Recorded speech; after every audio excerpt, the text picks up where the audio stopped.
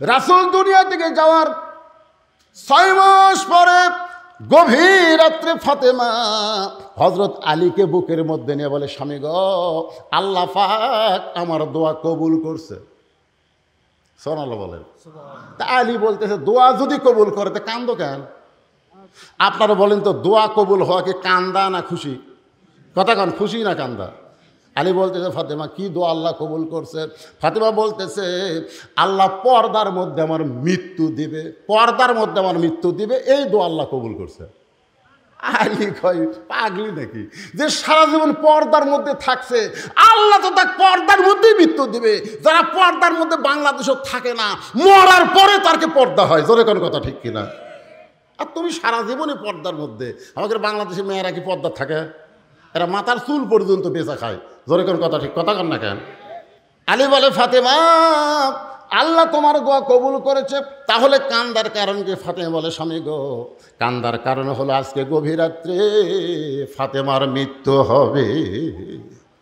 যেই কইছে গভীর রাত্রে ফাতেমার মৃত্যু হবে, গাছের গোড়া কাটলে গাছটা যেমন ঠাস করে পড়ে যায়, হযরত আলী তেমনি পড়ে গেলেন ঘরের মাজায়। মা ফাতেমা মুচকি মুচকি হাসতেছে, স্বামীর এরকম পড়া দেখে বউটা মুচকি মুচকি হাসতেছে। আপনারা বলেন তো, গভীর রাত্রে কে মারা যাবে, আলী না ফাতেমা? কথা কয় না, কে মারা যাবে? তাহলে হাসতেছে কে?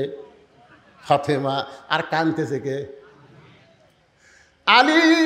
কান্না দেখে ফাতেমা মুচকি মুচকি হেসে বলে, আমি জানি আপনি হলেন পৃথিবীর সবচাইতে বড় আলেম, আমি জানি আপনি হলেন পৃথিবীর সবচাইতে বড় বীর।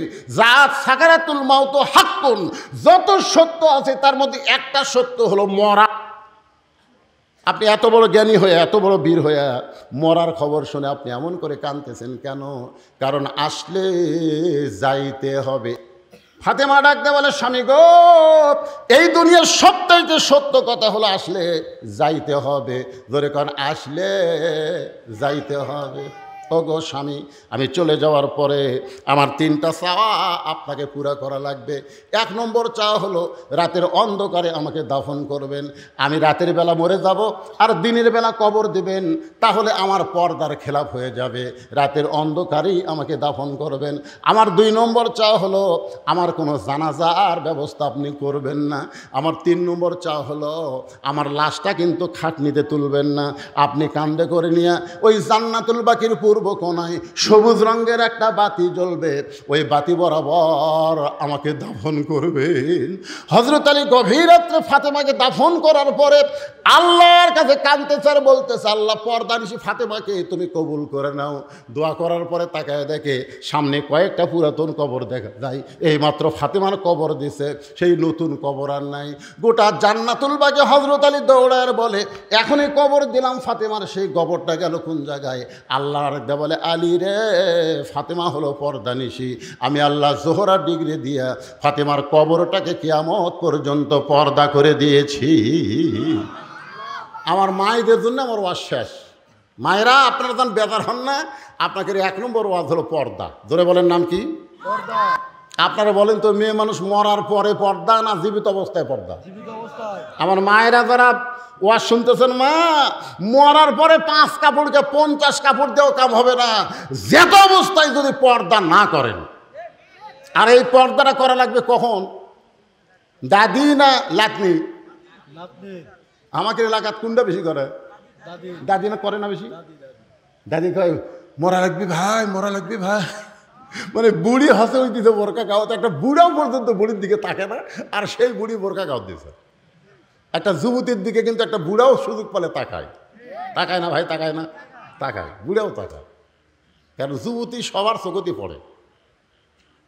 50 বছর আমের গাছের গোড়াত বেড়া দিচ্ছে। কে ভাই বেড়া কেন দিচ্ছেন? গরু ছাগল যদি খায় ভাই, সতর্ক থাকা ভালো। আপনারা বলেন তো, 50 বছর আমের গাছের দিকে গরু ছাগল ঘৃণা করে তাকাবি? আর সেটাত মারতেছে বেড়া। সবাই বলতেছে বেড়া যদি দিবার চায়, শুধু লক লকা পাতা মারাছে ওর গাছ গাও বেড়াতে যা। আমি বলতেছি, বুড়ি দাদি নানির জন্য বোরকা পরা লাগবে না, যুবতীর জন্য বোরকা পরা লাগবে। জোরে কোন কথা ঠিক না? আজকে আমার মায়েরা একটু মনোযোগ দিয়ে শুনবেন। আমাদের বাংলাদেশি মেয়েরা কি পর্দা থাকে? এরা মাথার চুল পর্যন্ত বেচা খায়। জোরে কোন কথা ঠিক, কথা কন না কেন?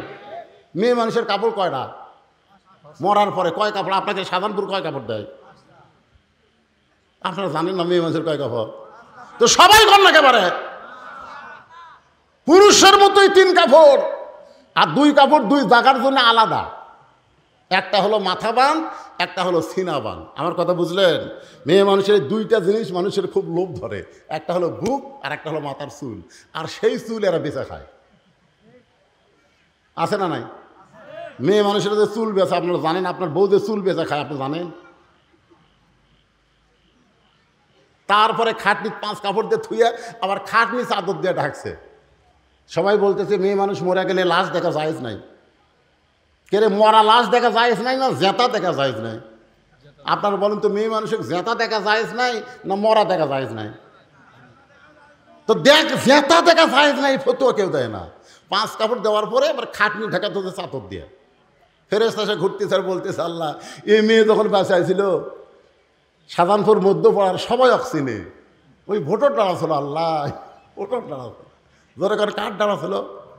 আমাকে লাগে এক মেয়ে মানুষ ভোটর ডালা, ভাই যত মরদ মানুষ দেখে দৌড়ে হাত ধরা খায়, ভাই ভোটটা আমাকে দেওয়াই লাগবে, হাত কেন বলতে ভোটটা কিন্তু আমাকে দেওয়াই লাগে। ভাই আমি মেয়ে মানুষ দেখাই জিকে এলে প্লেন যায়, সেরকম আমি চলে যাচ্ছি, তো আমাকে ধরবি হুজুর, এই মারছি তো যা স্বামী কইলাম, কে রে ভাই, তোমার বউ যদি মরে তুমি কয় কাপড় দিবে?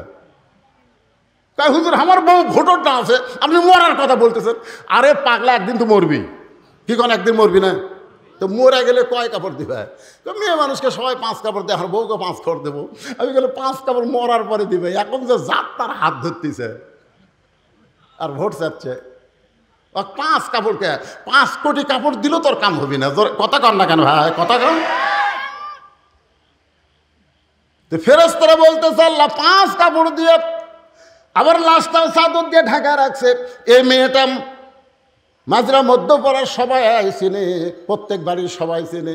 মরার পরে এমন পর্দা করার কারণ কি? আল্লাহ বলতেছে, ওই দেশের নাম বাংলাদেশ রে, ওই দেশের মেয়েরা বাঁচলে না মানলেও মরার পরে পর্দা করে রে। আল্লাহ রাসূলের দরদের বিবি খাদিজা মারা গেলেন। আপনি বলেন কিসের বিবি? সবাই জবান খুলে বলেন, কি বিবি? দরদের বিবি। আমাকে যে বউগুলো আছে, এগুলো কি দরদের না আদরের? হ্যাঁ, প্রথম যে কেউ যদি 2 বিয়া করেন, এরকম যদি কেউ থাকেন যে 2 বউ কিন্তু দরদের বউ, আর পরের বউ হলো আদরের বউ। পরের বউকে যত আদর দেবেন ওই তত আপনাকে ভালোবাসবে।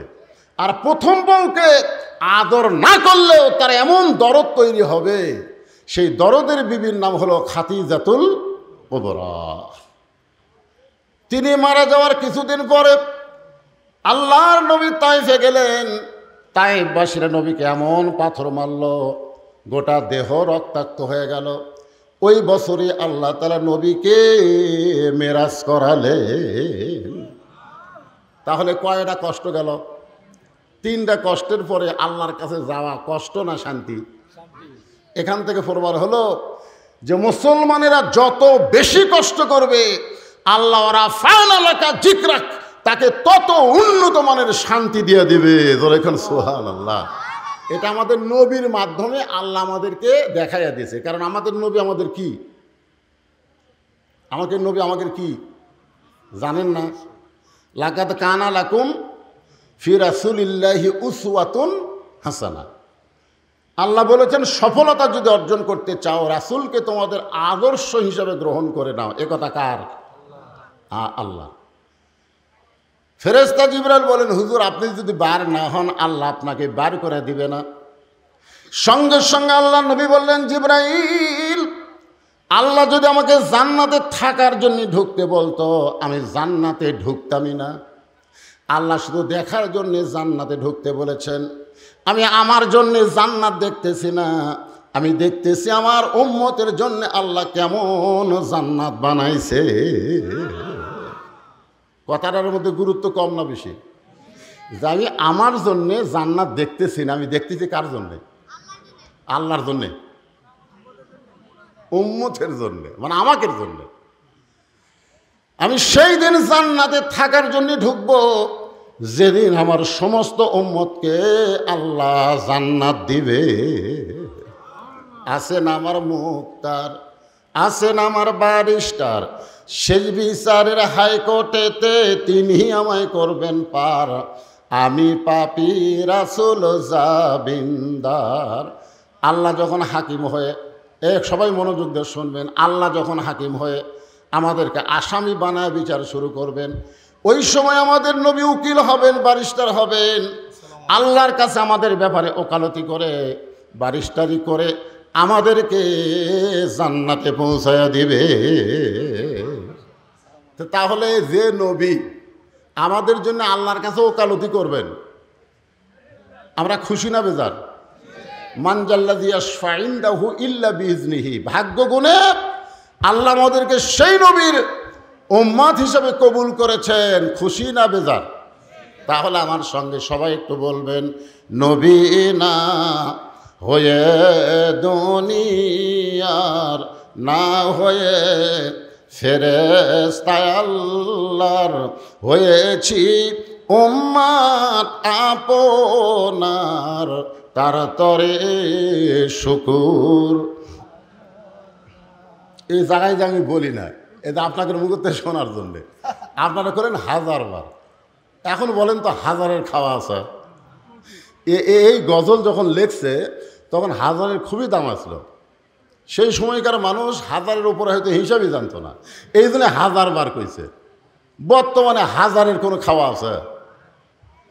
তাহলে আপনারা 1000 বার করলেন, হাজারের উপরে কোনো হিসাব আপনারা জানেন না? কথা কয় না কেন? পিছন থেকে একবার লাখও বার, আবার লাখের উপর জানে না। হ্যাঁ, কোটির উপর আর তর নাই, কোটি কোটি বলা যাবে, কিন্তু কোটির উপর আবার কী আছে? এখন মিলিয়ন, বিলিয়ন, টিলিয়ন এগুলো আমরা বাংলার মানুষ বুঝি না ভাই, আমরা কোটি বুঝি। তোর এখন কথা ঠিক কিনা? তার তরে শুকুর কোটিবার। এমন একজন নবীর উম্মত হওয়াতে আমরা খুশি না বেজার? তাহলে জবান খুলে আর একবার বলি আলহামদুলিল্লাহ। এখন আসেন, যেই কোরআন থেকে আপনারা তাফসির শুনবেন, যে কোরআন থেকে আপনারা তাফসির শুনবেন, আপনারা বলেন তো এই কোরআনের মধ্যে কোনো সন্দেহ আছে? নির্ভেজাল একটা কিতাব আল্লাহ আমাদেরকে হেদায়েত স্বরূপ দান করেছে। না, রিপ্লে নাই। এটা কি আল্লাহ আমাকে দেয়নি না অন্য কেউ দিছে? আল্লাহ আমাকে কেমন একটা কিতাব দিলেন, যেই কিতাবের শুরুতে আল্লাহ বললেন যালিকাল কিতাবু লা রাইবা ফীহি হুদাল্লিল।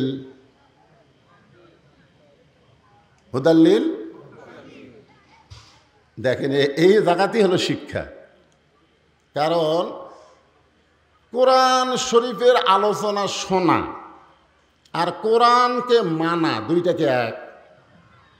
আমাদের বাংলাদেশে ওয়াজ কম হয়, ওয়াজের সিজন পার হয়ে, এটা কিন্তু ওয়াজের সিজন না।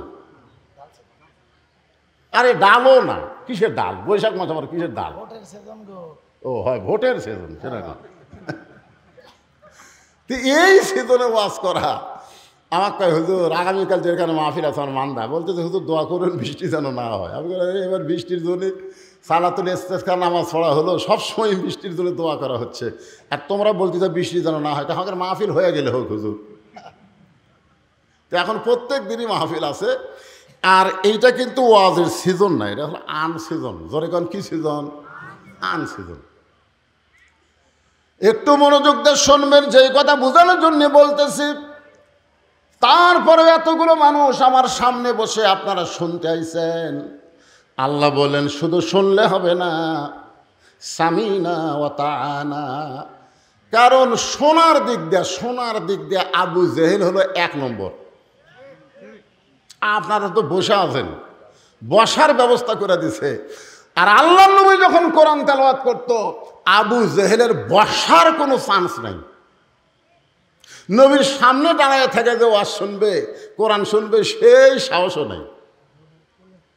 নবী ঘরের মধ্যে পড়ে, আর ওই অন্ধকারে আড়ে দাঁড়ায় ওয়াজ কোরআন শরীফ শোনে সারা রাত। কতটুকু?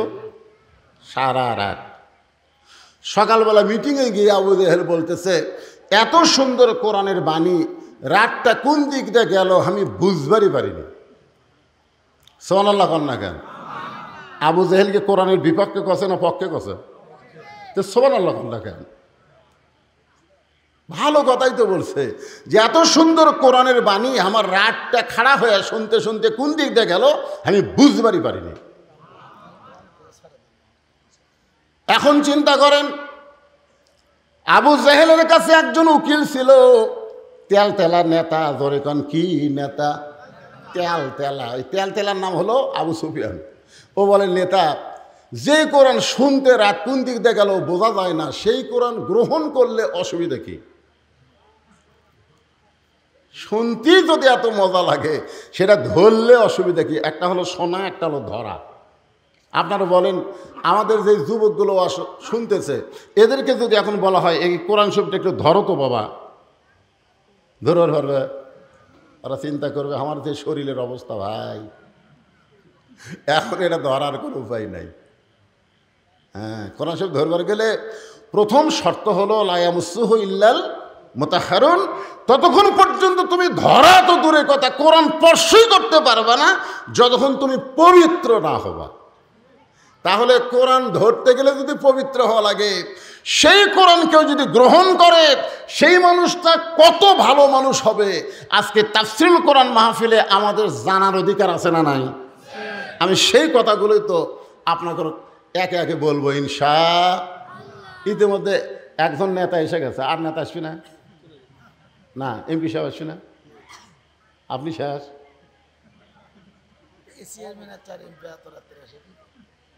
না, শুনলাম যে, আচ্ছা ঠিক আছে।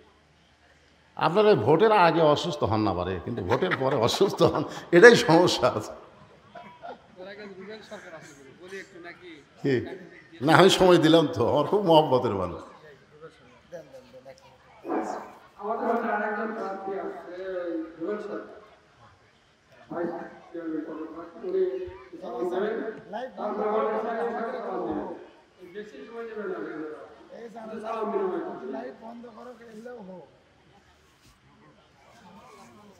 সালাম দাও, 1 মিনিট করে সালাম।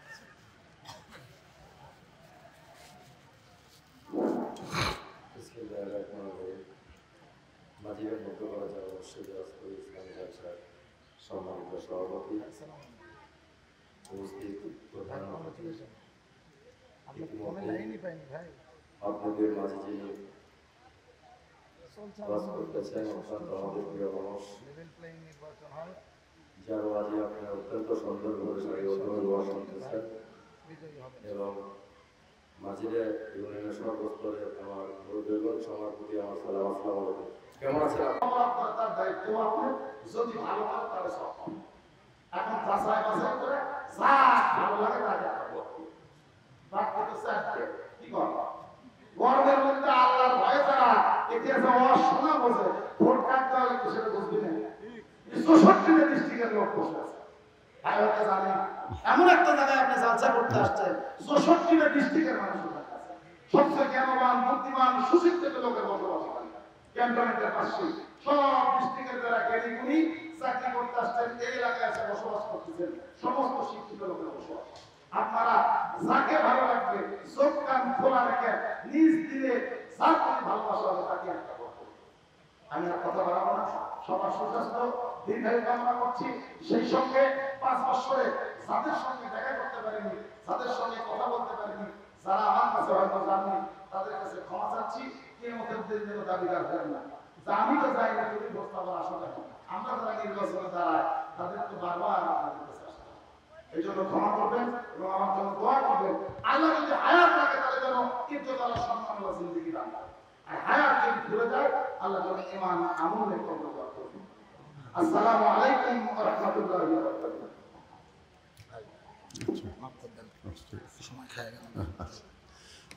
সবাই একটু জিকির করি, লা ইলাহা ইল্লাল্লাহ, লা ইলাহা। জবান খুলে আল্লাহর জিকির করতে শরম। আল্লাহ রাসূল বলেন, কোনো ব্যক্তি সারা জীবন যদি পাপ করে আর মৃত্যুর সময় যে জিকিরটা আপনারা করতেছেন, এই জিকিরটা যদি জবানের মধ্যে জারি থাকে, শুধু জিকির জবানে জারি থাকার কারণে আল্লাহ তার জীবনের সব গুনাহ মাফ করে দিবে। দেখছেন কোন দিকে টাকা আছে? হায় রে হায়, আমি যে কথাটা বললাম এটা গুরুত্ব দিয়ে শুনলো না। সুবহানাল্লাহটাও করলো না। আচ্ছা, বসে থাকবেন কোরআনের মাহফিলে দেহ নিয়ে, আর মন থাকবে আর এক জায়গায়। এই যে একটা গান নাই, একজন মানুষ হইয়া তুমি, দেহ নিয়ে মাহফিলে, মন আর একদিকে, এ পেঁচাল ফেড়া কোনো কাম হবে? আগেকার দিনে দেখছেন টিউবওয়েলের তলে জগ কিংবা কলস দিয়ে মানুষ পানি ভরে আনতো, আগে দেখেন না আপনারা? ওই কলস থুয়ে থুয়ে এই জায়গাতে এমন ক্ষয় হতো যে কলস থুলি দেখবেন আটকে যেত, মানে ক্ষয়ের মধ্যে থাকতো। কিন্তু একটা লোক কলস রাখছে, মুখটা টিউবওয়েলের মুখে বরাবর রাখেনি, কলস ঠিকই আছে কিন্তু মুখ একটু বেঁকা করে তুলছে। ওই সমানে পানির চাপ দেয়, কলসের গাও ধুয়া যায় কিন্তু ভিতরে ঢোকে না। তার মানে কি বুঝতেছেন? মুখে মুখে লেভেল হওয়া লাগবে, জোরে কারণ ঠিক কিনা বলেন? আমার কথা আপনাদের মন একেবারে অ্যাডজাস্ট না হলে কাম হবে না। যারা পিছনে দাঁড়িয়ে আছেন ভাইজানেরা, আল্লাহর সোনার সানেরা, বসেন বসেন বসেন। হ্যাঁ, যুবকদের জন্য আজকে একেবারে একটা কমপ্লিট ওয়াজ হবে ইনশাল্লাহ। বসো যুবকেরা, বসো। তাহলে যে কথা বলতে বলতে আমার সান্নু ভাই কথা শুরু করলেন, আমার সেই কথাটা হলো শুধু কোরআন শুনলে হবে না, আল্লাহর কোরআনকে কি করা লাগবে? গ্রহণ করা লাগবে। ধরে কোন কি করা লাগবে? আল্লাহর কোরআনকে যদি আমরা গ্রহণ করতে পারি তাহলে আমরা কেমন মানুষ হব? যত বড়ই মাস্তান হই, যত খারাপই হই না কেন, কোরআন গ্রহণ করার আগে কিন্তু কোরআন গ্রহণ করার পরে আর কেউ খারাপ থাকে নাই। আবু জেহেল শুনিছে, গ্রহণ করেনি, এই দিন এই শালা ভালো হয়নি। ধরে খান কথা ঠিক কিনা? শুনিছে। এখন আপনারা কি আবু জেহেলের মধ্যে খালি শুনবেন? ওমর ফারুক শুধু কোরআন শুনে নাই, কোরআনকে গ্রহণ করার কারণে আবু জেহেলের চাইতো খারাপ মানুষ ছিল হযরত ওমর। আবু জেহেল নবীকে হত্যা করার জন্য কোনোদিন নাঙ্গা তরবারি নেয়নি, নবীকে মারার পরিকল্পনা করেছে কিন্তু ডাইরেক্ট মারার জন্য অস্ত্র হাতত নেয়নি। আর উমর ফারুক ডাইরেক্ট মারার জন্য তরবারি হাতত নিয়েছে। কতক্ষণ ঠিক কিনা? তাহলে আবু জেহেল চোরের মতন কোরআন শুনে আর পরিবর্তন হলো না, আর উমর ফারুক নবীকে মারতে গিয়া আল্লাহর কোরআন শুধু শোনে নাই, কোরআনকে গ্রহণ করার কারণে এমন পরিবর্তন হয়ে গেল, সবচাইতে খারাপ মানুষটা সবচাইতে ভালো হয়ে গেল। জোরে করে কথা কন না কেন? যে কোরআন থেকে আপনার তাফসির শুনবেন, এ কোরআনের 23টা আয়াত। কয়টা আয়াত? 23টা আয়াত আল্লাহ হযরত উমরের শানে নাজিল করছে। হযরত উমর একসময় অর্ধ পৃথিবীর খলিফা হয়ে গেলেন। এই যে আপনাদের উপজেলার খলিফা, আবার সামনে নির্বাচন, আবার খলিফা হবার চাই। খলিফা মানে আপনারা আরবিতে বুঝতেছেন না, চেয়ারম্যান। সান্নু ভাই ঠিক কিনা বলেন? আবার চেয়ারম্যান হওয়ার জন্যে আবার আমাদের বাংলাদেশে 5 বছর পর পর ভোট হয়। ধরে কোন কি হয়? এখন আপনারা দিবার পারেন কি না পারেন সেটা আপনাদের ব্যাপার, হয়তো হয় কি না হয়। ওগুলো কোনো আলোচনা আমি করবো না। এগুলো আলোচনা করলে সাধারণপুর আবার নিষিদ্ধ হয়ে যাবো, দরকার নেই। খালি তেল আওয়াজ করে দেবো আল্লাহর কোরআনের উপর। কি হয় এই শুনতে আপত্তি আছে? হ্যাঁ, আল্লাহর কোরআনের কথা শুনতে কোনো আপত্তি আছে? তাহলে যেই মানুষটা সবচাইতে খারাপ মানুষ ছিলেন, সেই মানুষটা সবচাইতে ভালো মানুষ হলেন কোরআন শুনে না কোরআন গ্রহণ করে। এখন আপনারা বলেন কোরআন শুনবেন না কোরআন গ্রহণ করবেন? আল্লাহ তাআলা এই কোরআনের কারণে হযরত ওমরকে বাংলাদেশের মতন 96টা দেশের চেয়ারম্যান বানায়া দিছে। বাংলাদেশের মতন কয়টা? একটা উপজেলা, সাধারণপুর উপজেলা। বাংলাদেশের মতন 96টা দেশের চেয়ারম্যান আল্লাহ হযরত উমরকে বানাই দিলেন শুধুমাত্র কোরআনকে গ্রহণ করার কারণে। জোরে কোন সুবহানাল্লাহ। এখন বাংলাদেশের মতন 96টা দেশের চেয়ারম্যান হয়ে হযরত উমরের অহংকার কেমন, ফুটানি কেমন, মাস্তানি কেমন। আপনাকে ইউনিয়নের চেয়ারম্যানেরই যে মাস্তানি। জোরে কোন কথা ঠিক কিনা? এখনো হযরত উমর বাংলাদেশের মতন 96টা দেশের চেয়ারম্যান হওয়ার পরে আল্লাহর কোরআনকে গ্রহণ করার কারণে তার চরিত্রটা কেমন হলো একটা দৃষ্টান্ত দিলেই আপনারা বুঝতে পারবেন।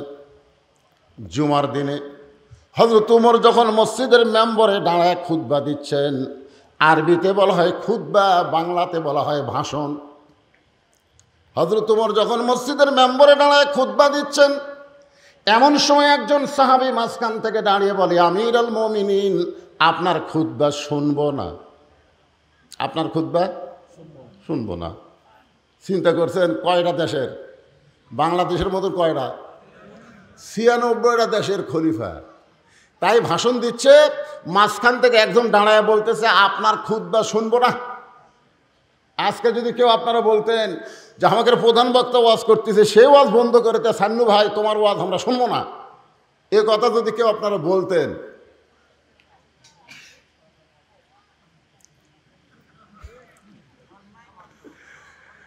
হযরত উমরকে বলতেছে আপনার বক্তব্য খুতবা আমরা শুনবো না। সঙ্গে সঙ্গে হযরত উমর খুতবা বন্ধ করে দিয়ে বললেন, ভাইজান আমার অপরাধ কি? কোন অপরাধে আমার খুতবা শুনবেন না?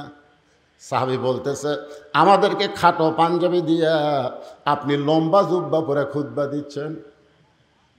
আমাদেরকে খাটো পাঞ্জাবি দিবেন আর আপনি লম্বা জুব্বা পরে খুতবা দিবেন। আপনি লম্বা জুব্বা কোথায় পাইলেন এটা না বলা পর্যন্ত আপনার খুতবা শুনব। আগে ছিল আপনার মাটির বাড়ি কিংবা এই টিনশেড ইটার বাড়ি, আপনি নেতা হওয়ার পরে আপনার 3তলা বিল্ডিং কেমনে হলো এটা না বলা পর্যন্ত আপনাকে আমরা ভোট দেব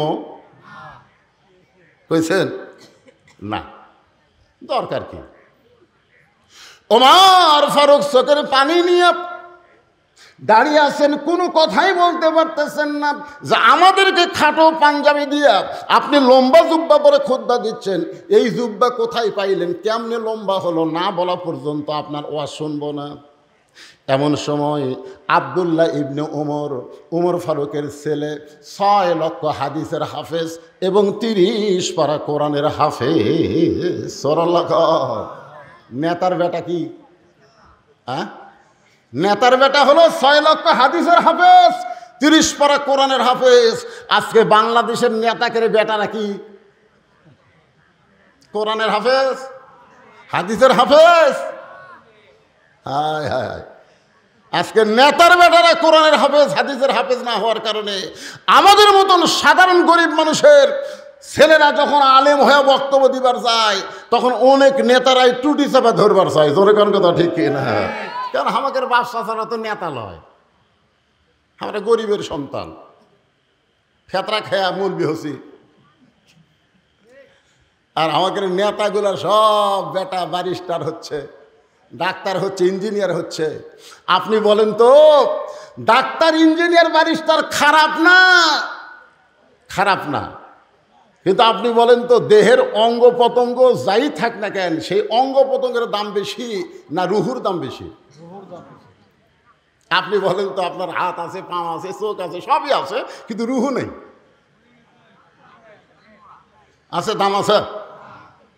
তার মানে কি হলো, বাংলা, ইংরেজি, অঙ্ক, বিজ্ঞান এগুলো সব দেহের অঙ্গ প্রত্যঙ্গ, আর কোরআন হলো রুহু। জোরে কোন কথা ঠিক না? যার ভিতরে কোরআনের শিক্ষা নেই ও উজার ঘর।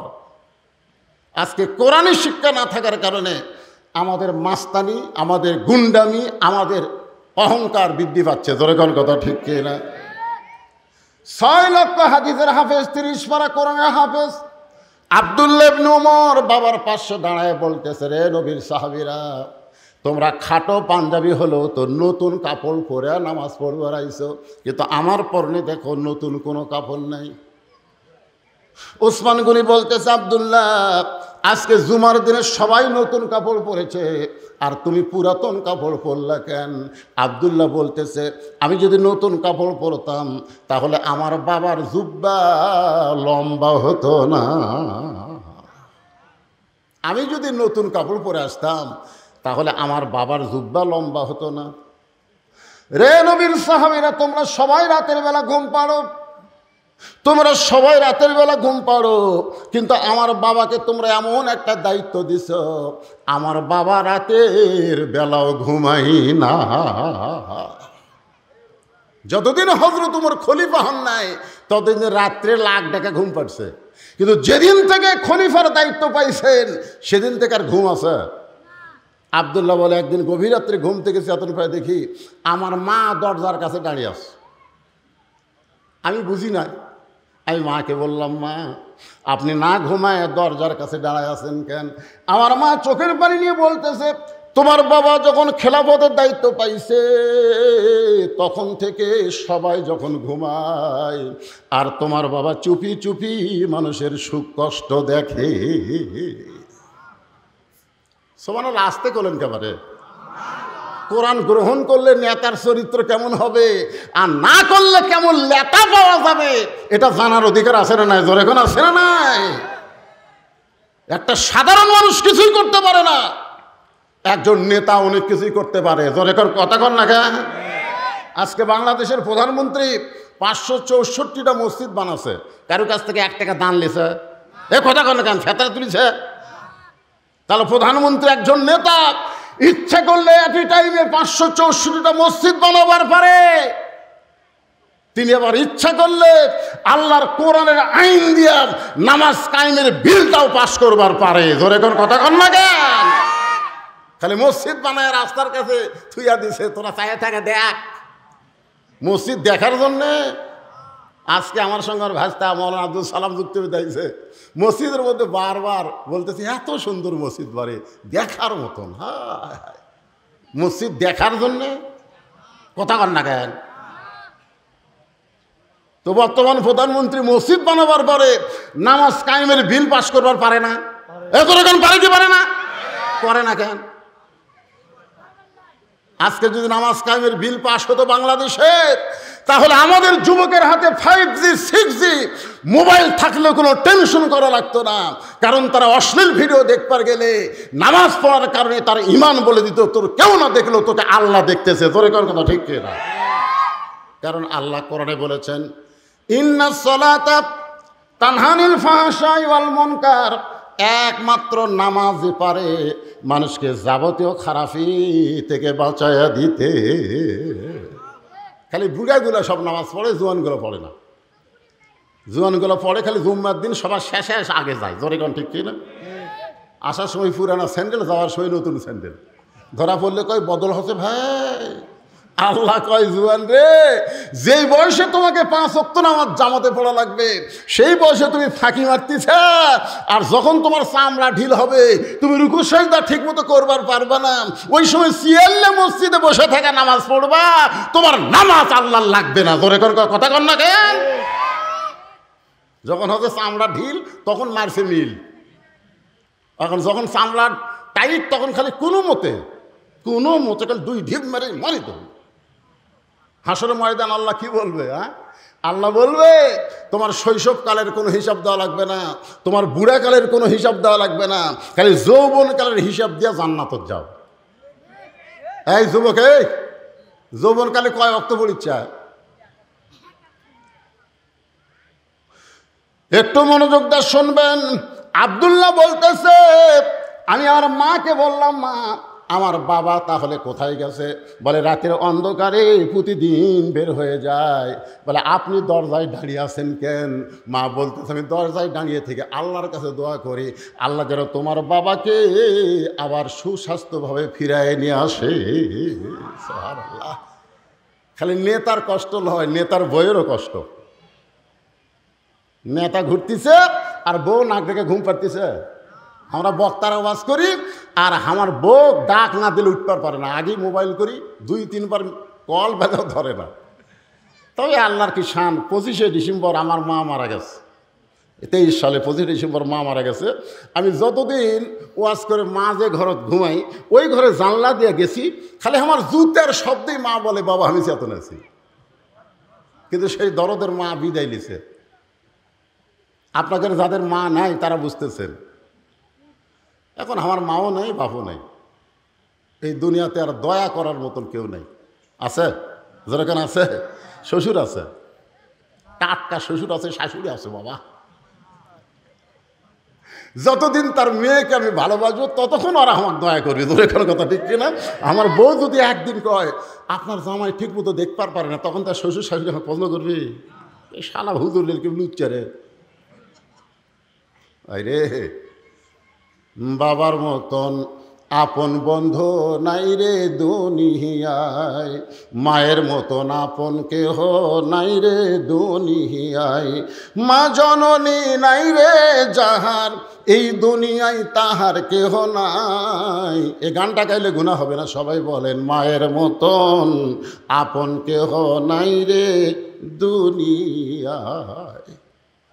ওমর ফারুক রাতের অন্ধকারে ঘুরতেছে, ঘুরতে ঘুরতে হঠাৎ দেখতে পাই মদিনার মরুভূমির মধ্যে তাঁবু টাঙ্গানো হয়েছে। ওই তাঁবুর মধ্যে দুইটা বাচ্চা ক্ষুধার জ্বালায় মা মা বলে কাঁদতেছে, আর মা খালি বলতেছে, একটু ধৈর্য ধরো, গোস্ত সিদ্ধ হলেই তোমাদের খাবার দেব। ওমর ফারুক চিন্তায় পড়ে গেলেন।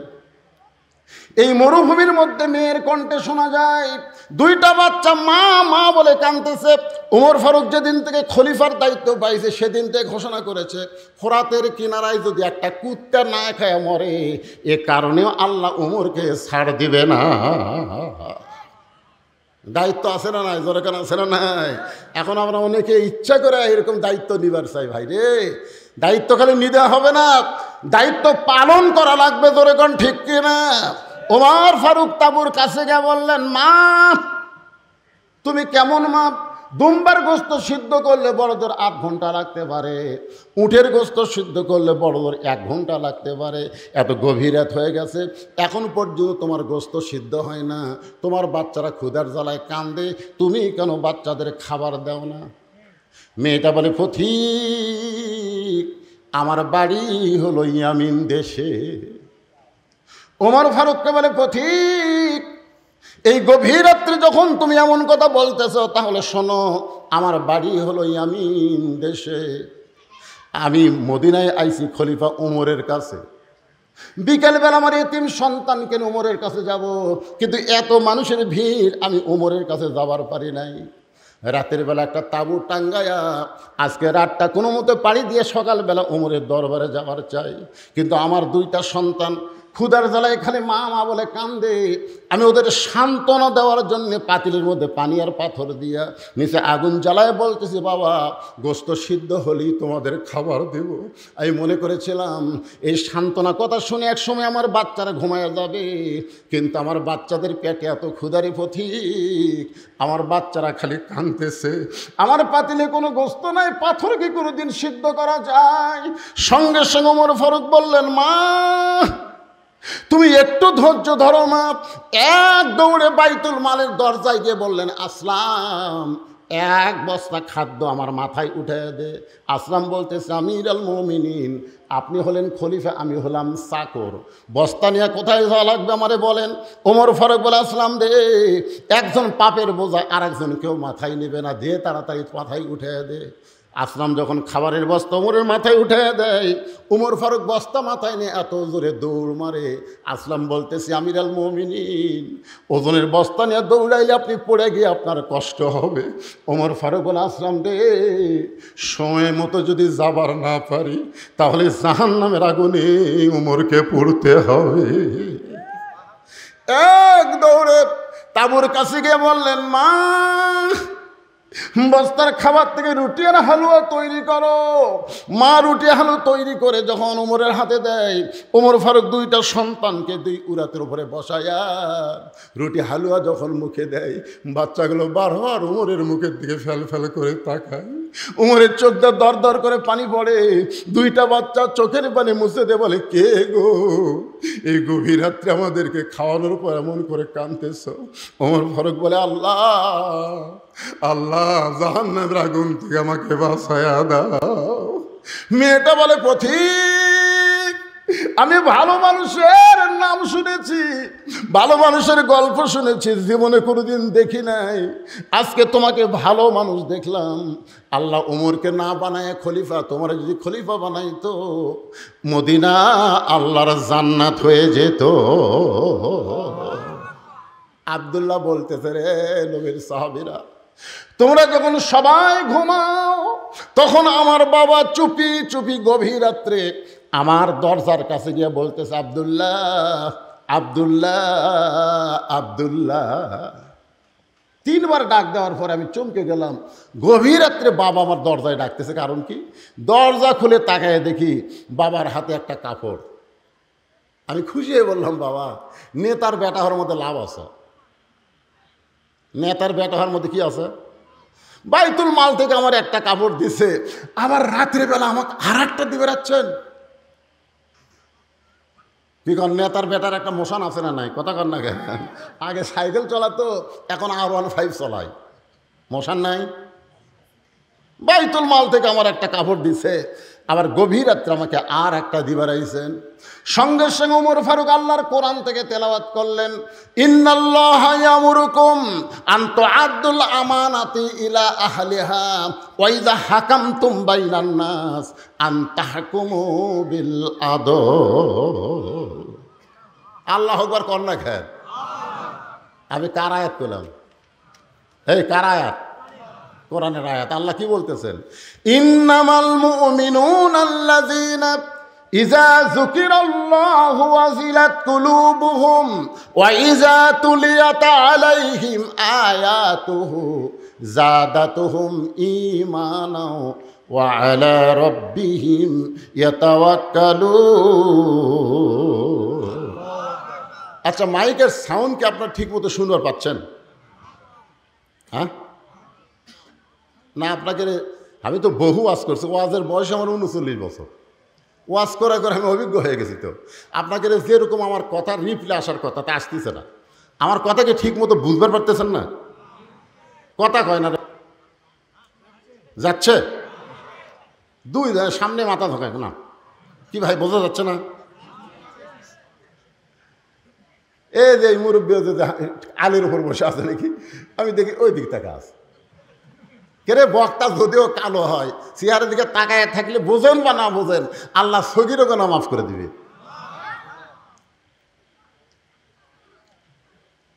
কি গুরুত্বপূর্ণ কথা আয়াত করলাম।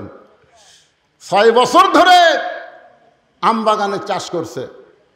জ্যৈষ্ঠ মাসে দেখবার গেছে আম পাকছে কিনা, যা দেখে গাছের ডালে বসে ছোট্ট একটা বাচ্চা আম পাড়তেছে আর ব্যাগের মধ্যে তুলতেছে। বাগানের মালিক কয়, কে রে, আমি খাইনি, পরিবারের কেউ খায়নি, আর তুই আমার গাছে ছোট আম পাড়তেছিস, তোর বাপ হোক যা বিচার দে মরে। ছেলে খালি মুসকে মুসকে হাসে। বাগানের মালিক বলে, হাসিস কেন? বলে, হাসার কারণ হলো আমার বাবা কোথায় খুঁজবার যাবেন, আমার বাবাও আর এক গাছের চড়িছে। দেখা দেখে আমার বাপ খালি আম পাড়ে আর বস্তা ভরায়। গাছের নিচে বসে কান্দের, বলে, আল্লাহ বিচার দিমু কার কাছে? বেটাও চোর, বাপও চোর। আজকে আমাদের বাংলাদেশের অবস্থা কি হয়ে গেছে? বিচার দিবের কার কাছে? সবাই চোর। জোরে কোন কথা ঠিক না? সব টাকা বিদেশে চলে যাচ্ছে, আর জিনিসপত্রের দাম দিন দিন যে হারে বাড়তিছে, কথা কলি ধরে এলে যাবি। জোরে কোন কথা ঠিক কিনা? বিচার দিমু কার কাছে ভাই? কান্দার কয়, তোর বিচার আল্লাহ করবি রে। আল্লাহ কয়, তারা তোর দুনিয়াত কি দুনি পাঠাতি রে? অন্যায়ের প্রতিবাদ করার জন্য পাঠানো হয়েছে। কুনতুম খায়রা উম্মাতান উখরিজাত লিন-নাস তা'মুরুনা বিল মারুফি ওয়া তানহাউনা আনিল মুনকার। তোমরাই হলো শ্রেষ্ঠ জাত, শ্রেষ্ঠ উম্মত, যারা হক পথে মানুষকে আদেশ করবে, দাওয়াত দিবে, আর বাতিলের বিরুদ্ধে জিহাদ করবে। জোরে কোন কথা ঠিক কথা কম না? সবই যদি আল্লাহ করে, তাহলে ফিলিস্তিনি মুসলমান বাইতুল আকসার জন্য জীবন দিচ্ছে কেন? কথা কন। মসজিদ রক্ষা করার জন্য জীবন দিচ্ছে, আর আমাকে মসজিদে বুড়া নামাজ পড়ে, ওর আড়িয়া বেটা নামাজ পড়ে না, তাকে একদিন জিহাদের সুরে জোর করে নামাজের কথা কয় না। জোরে কর কথা ঠিক কথা কর না কেন? ওরা মসজিদ রক্ষা করবে, ইহুদি যেন দখল না করে জীবন দিচ্ছে, আর বুড়া নামাজ পড়তেছে, আর আড়িয়া খালি ঘুরে বেড়ায়। আর এক নামাজের কথা বলার কথা কোরআনে আছে না নাই? জোরে কোন আছে না নাই? জিহাদের সুরে বলা লাগবে। এই কি না না না, বেটাকে এরকম বলা লাগবে কি? আমি বাপ নামাজ পড়ি, তুই নামাজ পড়িস না? ফজর নামাজ থেকে যদি নামাজ না ধরিস, আমার বাড়ির তোর জায়গা হবি না। আমি কষ্ট করে কামাই করি, খালি খালি খাস, আর আয়ার মতন ঘুরে বেড়াস। আল্লাহ নবী বলেছেন, কথা দিয়ে যদি না হয়, ওর পাশার কাপড় খুলে চাবুক মারো। শালা নামাজ পড়িস না? করছেন কোনোদিন? করছেন? যে ভারত আমাকে বাবরি মসজিদ ভাঙ্গা দিল, 400 বছরের পুরাতন মসজিদ ভাঙ্গা ওই জায়গাটা রাম মন্দির বানালো ভারত। আপনারা বলেন তো, ভারতে কি মসজিদ বানানোর মন্দির বানানোর জায়গা নেই? কতক্ষণ আছে না নাই? তাহলে বাবরি মসজিদ ভাঙ্গা ওই জায়গাতে মন্দির বানালো, তার মানে ভারত কি বুঝালো? ভারত আমাকে শত্রু না বন্ধু? জোরেগণ শত্রু না বন্ধু? তাহলে সেই ভারতের স্টার জলসা জি বাংলা আপনার বউ দেখে, আপনার করার কিছুই নাই। কতক্ষণ না কেন? আপনি মুসলমানের বাচ্চা, আপনার ঘরে ভারতের চ্যানেল চলার কারণে হিন্দুকে পূজার মধ্যে হরি হরি লোলো বাসতেছে, আপনার করার কিছু নাই। খালি সরকারের বিরুদ্ধে যুদ্ধ করে না, বেটার বিরুদ্ধে বইয়ের বিরুদ্ধে। আপনার একটা মেয়ে আছে 17 বছরের, হাইল পরে পরিমণির মতন ঘুরে বেড়ায়, আপনার করার কিছু নাই। কি করেন? আপনার মেয়েকে কোনোদিন বলেছেন যে মা, আল্লাহ নবী বললেন ফাতেমা তুমি নবীর মেয়ে হওয়ার কারণে আল্লাহ তোমাকে জান্নাত দিবে, এইটা কখনো মনে করো না মা। জান্নাতে যদি যাবার চাও তাহলে জান্নাতের আমল করে তোমাকে জান্নাতে যেতে হবে। ফাতেমা বলতেছে বাবা আমি মনে করেছিলাম আপনি আল্লাহর বিশ্ব নবী, আর আপনার মেয়ে হওয়ার কারণে আল্লাহ হয়তো আলাদা একটা কি আলাদা একটা সুযোগ দেখেন। নবীর মেয়ে বলতেছে আপনি বিশ্ব নবী আর আপনার আমি মেয়ে, আল্লাহ আমাকে আলাদা একটা সুযোগ দিবি না? আল্লাহ রাসূল বলেন ফাতেমা জান্নাতে যদি যাবার চাও জান্নাতের আমল করে জান্নাতে যেতে হবে। ফাতেমা বললেন বাবা তাহলে জান্নাতের আমল কি? আল্লাহ রাসূল বললেন নামাজ, রোজা, বিয়ে হলে স্বামীর কথা মতো চলা, আর সতীত্বের হেফাজত, পর্দা করা। ফাতেমা নামাজ সবসময় পড়া লাগবে না, 24 ঘন্টায় 5 বার পড়লে হবে। রোজা সবসময় করা লাগবে না, সারা বছরে 1 মাস রোজা থাকলে হবে। স্বামীর খেদমত সবসময় করা লাগবে না, বিয়ে হওয়ার পরে স্বামীর খেদমত করা লাগবে। বিয়ের আগে কোনো খেদমত নাই, জোরে কোন কথা ঠিক কিনা? আর হামাকের শালাশালিগুলো পার করতে বিয়ের আগে 14 ফেব্রুয়ারি পালন করে, জোরে কোন কথা ঠিক কিনা? আর সতীত্বের হেফাজত, পর্দা, ফাতেমা এইটার কোনো সময় নাই, এটা সব সময় আমল করা লাগবে। ও ফাতেমা তুমি যদি পর্দা নিশি হতে পারো বাকি 3টা আমল আল্লাহ তোমার জন্য সহজ করে দিবে। তুমি যদি পর্দা নিশি হবার পরও বাকি 3টা আমল তোমার জন্য আল্লাহ সহজ করে দিবে। ফাতেমা বললেন বাবা তাহলে এই মুহূর্তে আমি পর্দার মধ্যে ঢুকে গেলাম। আপনি বলেন তো পর্দার মধ্যে যদি মোস্তাকের বউ থাকতো তাহলে বাংলাদেশের কোনো সাংবাদিক কেউ ধরতো? এদের বুড়া মোস্তাক দিয়ে চেংড়ি বিয়ে করছে, কথা কর না কেন? একটা বুড়া মোস্তাক বিয়ে করেনি, চেংড়ি। ওই চেংড়ি যদি বোরকার মধ্যে রাখতো, সবসময় পর্দার মধ্যে রাখতো, তাহলে সাংবাদিক যেত? পর্দার মধ্যে বুড়ি না ছুড়ি কেমনি বুঝবি? কিন্তু শালা বুড়া বয়সে বিয়ে করছে, পাক আবার বেয়া পর্দা করিলে ঘুরতেছে, ধরা খাচ্ছে, ধরে কথা কর না কেন?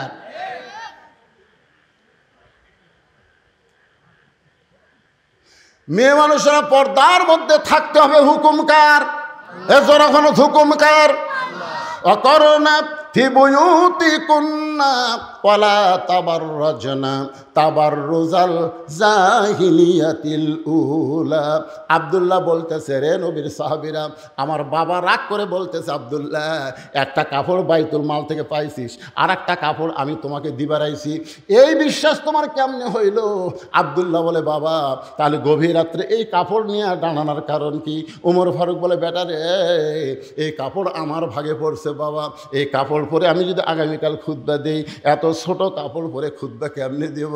এই গভীর রাতে তোর কাছে আইছি বাজান, আমি দুনিয়ার কারোর কাছে যাবার পারবো না, তোর কাছে বলতেছি তোর কাপড়টা একটু আমাকে দান করে দে বাবা।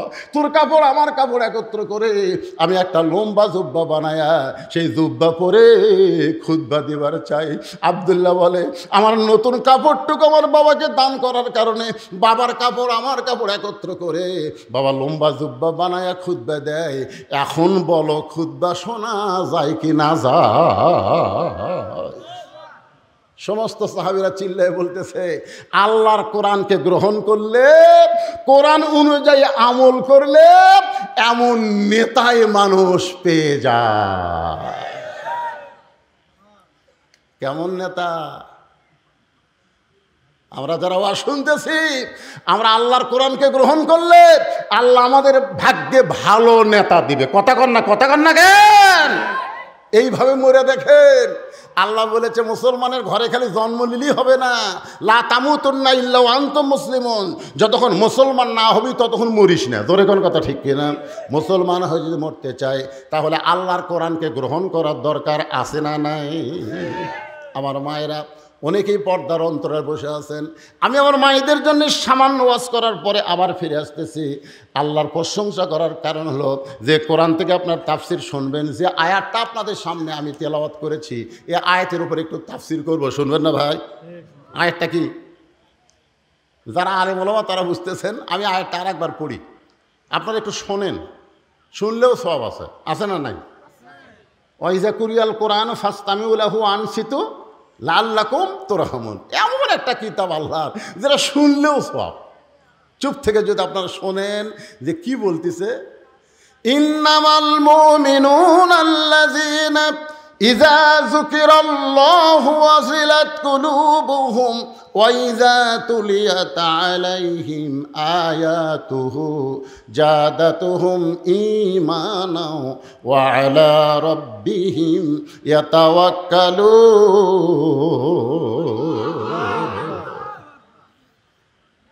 এমনভাবে ফাতেমা পর্দার মধ্যে ঢুকে গেল, এমনভাবে। আসরের নামাজ, জোহরের নামাজ পড়ে আল্লাহ রাসূল ফাতেমার বাড়িতে গেছে। কার বাড়ি? দরজার ডাকতেছে, ফাতেমা। ফাতেমা দৌড়ে এসে দরজা টানতেছে। রাসূল বলে, ফাতেমা দরজা খুলে দাও। ফাতেমা বলে, বাবা আমি এখন পর্দার ভিতরে নাই, মানে আমার শরীরে এমন একটা কাপড় আছে যে কাপড়টা পুরো শরীর ঢাকতে পারেনি, আমি পর্দার ভিতরে নাই, এই জন্য আপনার জন্য দরজা খোলা যাবে না।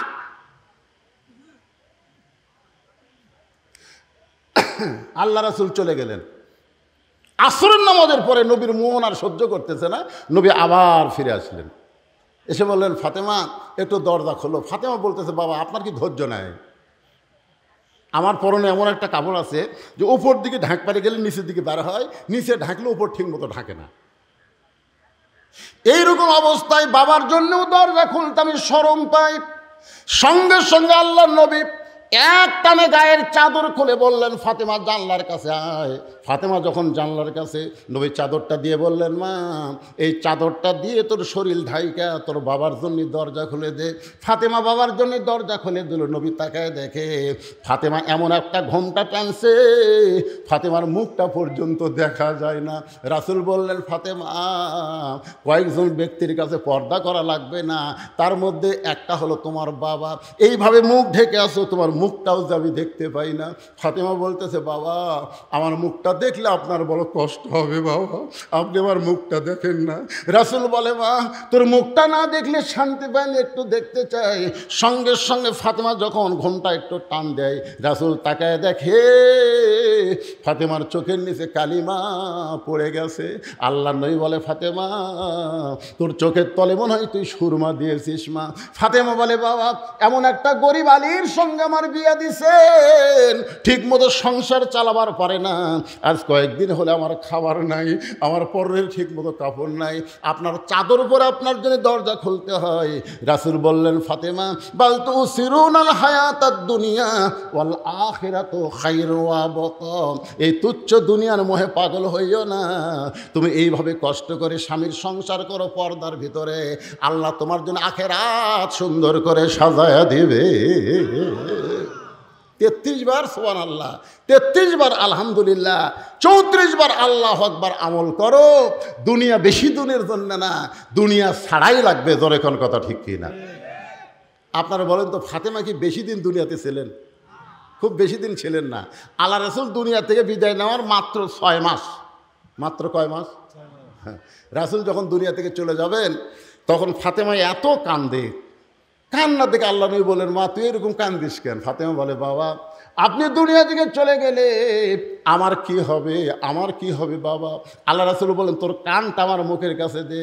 যেই কানটা মুখের কাছে দেয়, রাসূল বলেন, ফাতেমা আমি দুনিয়া থেকে বিদায় নেওয়ার পর সর্বপ্রথম আমার আত্মীয়র ভিতরে, আপনজনের ভিতরে তোর সঙ্গেই আমার দেখা হবে।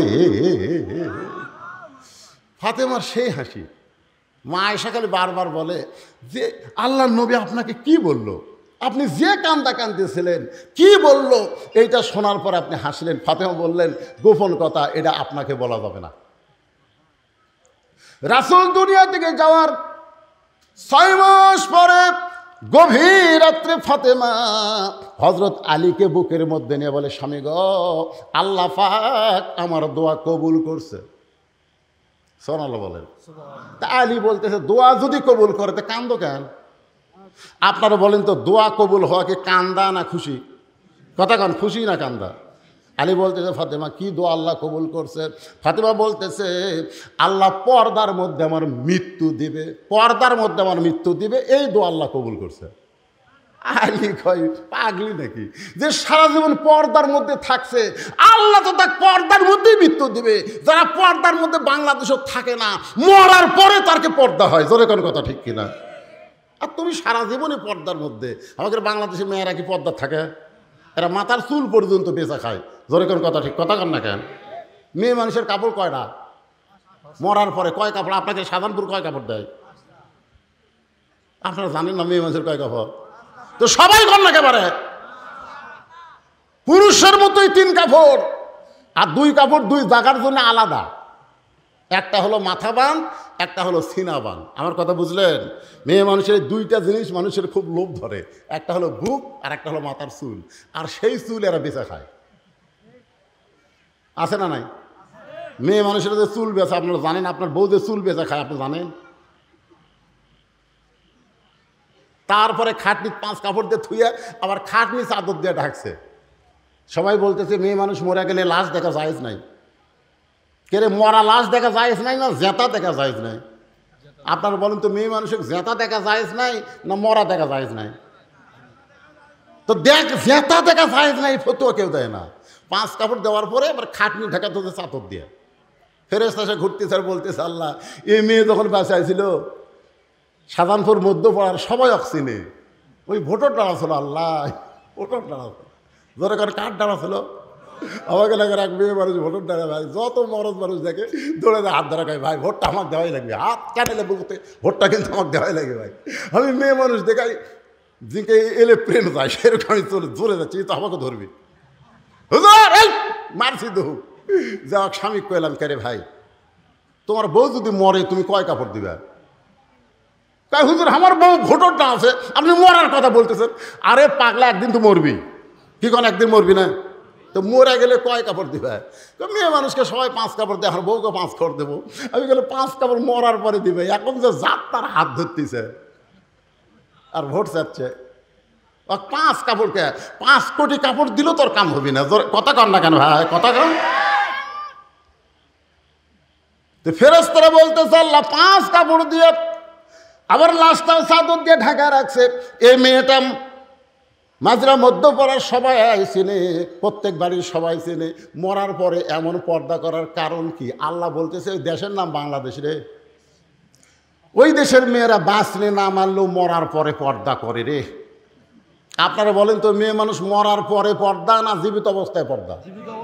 আমার মায়েরা যারা ওয়াজ শুনতেছেন, মা মরার পরে 5 কাপড়কে 50 কাপড় দিয়েও কাম হবে না, যেত অবস্থায় যদি পর্দা না করেন। আর এই পর্দাটা করা লাগবে কখন? দাদি না লাতনি? আমাকে এলাকাত কোনটা বেশি করে? দাদি না করে না বেশি? দাদি কয় মরা লাগবি ভাই, মরা লাগবি ভাই। মানে বুড়ি হাসে ওই দিতে বোরকা গাওয়াতে, একটা বুড়াও পর্যন্ত বুড়ির দিকে তাকে না, আর সেই বুড়ি বোরকা গাও দিয়েছে। একটা যুবতীর দিকে কিন্তু একটা বুড়াও সুযোগ পেলে তাকায়, তাকায় না ভাই? তাকায় না? তাকায়, বুড়াও তাকায়। কারণ যুবতী সবার চোখতি পড়ে। 50 বছর আমের গাছের গোড়ার বেড়া দিচ্ছে।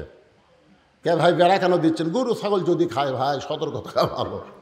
আপনারা বলেন তো 50 বছর আমের গাছের দিকে গরু ছাগল ঘৃণা করে তাকাবি? আর সেটা মারতেছে বেড়া। সবাই বলতেছে বেড়া যদি দিবার চাই শুধু লক লকা পাতা মারাছে ওর গাছ গাও বেড়াতে যা।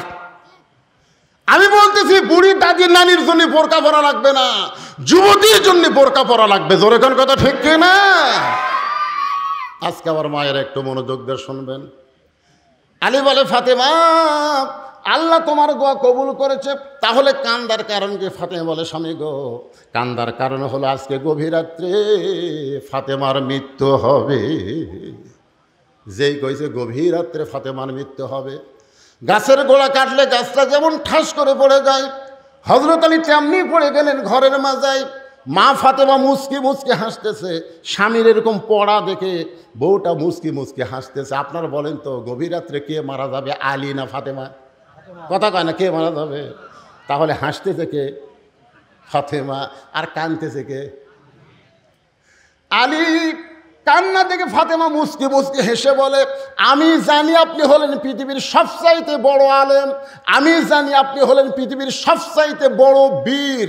জাত সাকারাতুল মাউত হাক্কুন, যত সত্য আছে তার মধ্যে একটা সত্য হলো মরা লাগবেই। জোরে কোন কথা ঠিক কি না?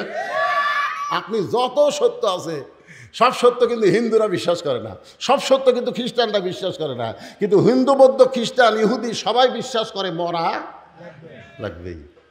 কিন্তু আমাদের বাংলাদেশের কতগুলা বিশ্বাস কর না, তাহলে চাষটাল গল্প করতেছে, উমুকের ফাঁসি হলো, উমুকের ফাঁসি হলো, লব উল্টে খায়। কে রে শয়তান, তোর যে মৃত্যু হবি রে, ফাঁসির তারিখ আছে রে শয়তান, মরার কোনো তারিখ নাই। ধরে কথা কর না কেন, কথা কর না কেন? অপরের ফাঁসি নিয়ে চিন্তা করো, তোমার মরা নিয়ে তুমি একবারও চিন্তা করো না। আলীর কান্না থেকে ফাতেমা হাসতেছে আর বলতেছে, আমি জানি আপনি হলেন পৃথিবীর সবচাইতে বড় আলেম। আপনারা বলেন তো, আল্লাহর নবী যখন, তখন শিক্ষামন্ত্রীর নাম কি? হযরত আলী। আজকে এটা ক্লিয়ার হয়ে যায়। নবী যখন রাষ্ট্রপতি মদিনার ছিলেন, ওই সময় শিক্ষামন্ত্রীর নাম কি? জোরে কর না কেন, শিক্ষামন্ত্রীর নাম কি? হযরত আবু বকর যখন মদিনার খলিফা হলেন, ওই সময় শিক্ষামন্ত্রী হযরত আলী। হযরত উমর যখন মদিনার খলিফা, ওই সময় শিক্ষামন্ত্রী হযরত আলী। জোরে কোন সুবহানাল্লাহ। কারণ এইরকম জ্ঞানী মানুষকে শিক্ষামন্ত্রী করা লাগে ভাই। আজকে আমাদের বাংলাদেশের শিক্ষামন্ত্রী কে? বেড়া কে? দরকার হলে শুক্রবারও স্কুল খোলা থাকবে। জোরে কোন কথা ঠিক কিনা? শিক্ষামন্ত্রী। শিক্ষার নৈতিকতা না থাকলে আমাদের সন্তানগুলো আর মানুষের চরিত্র রাখবে না, ওদের চরিত্র হবে জানোয়ারের চরিত্র। জোরে কর কথা ঠিক না? প্রাইমারির ক্লাস শুয়ে পড়ে, ব্যাগ কান্দত নিয়ে খাড়া হয়ে পেশাব করে। আমি বললাম, কে রে বেটা, এই বসে থাকে কর। কোন ক্লাসে পড়িস? শুয়ে পড়িস চাষা। তো কেমনে পেশাব করা লাগে, তোর স্যার তোকে শিখাইনি? ওকে চাষা দেখি খন প্রাইমারি পেশাবখানার যায় দেখি আমার স্যারই খাড়া হয়ে পেশাব করে, ওর স্যারই খাড়া হয়ে পেশাব করে। উনি সেই শিক্ষা গ্রহণ করতেছে, আর সেই শিক্ষার শিক্ষামন্ত্রী। আজকে আমাদের বাংলাদেশের সন্তানগুলো ভবিষ্যতে কি হবে চিন্তা করার দরকার আছে না নাই? জোরে কোন আছে না নাই? শিক্ষামন্ত্রী হযরত আলী। আল্লাহ রাসূল বলেন, আনা মাদিনাতুল ইলমি ওয়া আলী বাবুহা, আমি হচ্ছে এলিমের শহর, আলী হচ্ছে তার দরওয়াজা। আপনি এত বড় জ্ঞানী হয়ে, এত বড় বীর হয়ে মরার খবর শুনে আপনি এমন করে কাঁদতেছেন কেন? কারণ আসলে যাইতে হবে। এ কথাটা সবাই বিশ্বাস করে, সুন্দর করে সুরে সুরে বলেন, যাওয়া কিন্তু লাগবে। তাহলে সবাই বলেন, আসলে। আল্লাহ, কারা কারা বলতেছেন আল্লাহ? আচ্ছা, এই কথা কি মিথ্যা না সত্যি? তাহলে একটু জোরে কর না কেন? আপনার কান্দের ফেরেশতারা ওরা কি মনের খবর জানে? তাই আপনি জোরে বললি তোরা লিখবি। আসলে কবে? আচ্ছা, যাওয়ার যে বিষয়ে যাওয়ার তারিখ নাই, তাহলে আমাদের যে সাইজ বর্তমানে, এই সাইজে যদি আমরা মরি ভাই, আপনি বলেন তো, কোনো বেনামাজি যদি মরে যায়, ওই কবরত যাওয়ার পরে প্রথম প্রশ্ন কি হবে? আপনারা এগুলো জানেন না? বেনামাজি মরিছে, মুনকির নাকি যা বলতেছে, মান রব্বুকা, তোর রবকে? না না, বেনামাজি। বেনামাজি যা পিতন খাবি ভাই। আর নামাজি যখন কবরে যাবে, মুনকির নাকির যখন বলবে, মান রব্বুকা, তোমার রবকে? ওই যাক প্রশ্ন করতেছে আল্লাহ, তার চোখত ঘুম দিয়ে দিবি, ওই ঘুমের থেকে চেতনি পাবি না। মুনকির নাকির প্রশ্ন করতেছে, মান রব্বুকা, তোমার রবকে? এমন সময় নামাজ খাড়া হয়ে বলবে, এই মুনকির নাকির, এই দুনিয়ার কষ্টের জীবন শেষ করে কবরে যে আরামের ঘুম পাড়তেছে, কিসের প্রশ্ন রে? তো কই ভাই আপনি কে? এটা আর আমি লাট সাহেব ঘুম পাড়তেছি, আপনি কে ভাই? আমি আর নামাজ নামাজ মান রব্বুকে প্রশ্ন করতেছিস, এই সারা জীবন কয় ওয়াক্ত নামাজ পড়ছে হিসাব দে। মুরগি নাকি আমার কাছে তো ক্যালকুলেটর নাই, তো ক্যালকুলেটর নাই তো মান রব্বুকে প্রশ্ন করিস। যতবার মসজিদের মধ্যে ঢুকছে নামাজের নিয়ত করে এই লোকটা বলছে আলহামদুলিল্লাহি রব্বিল আলামিন।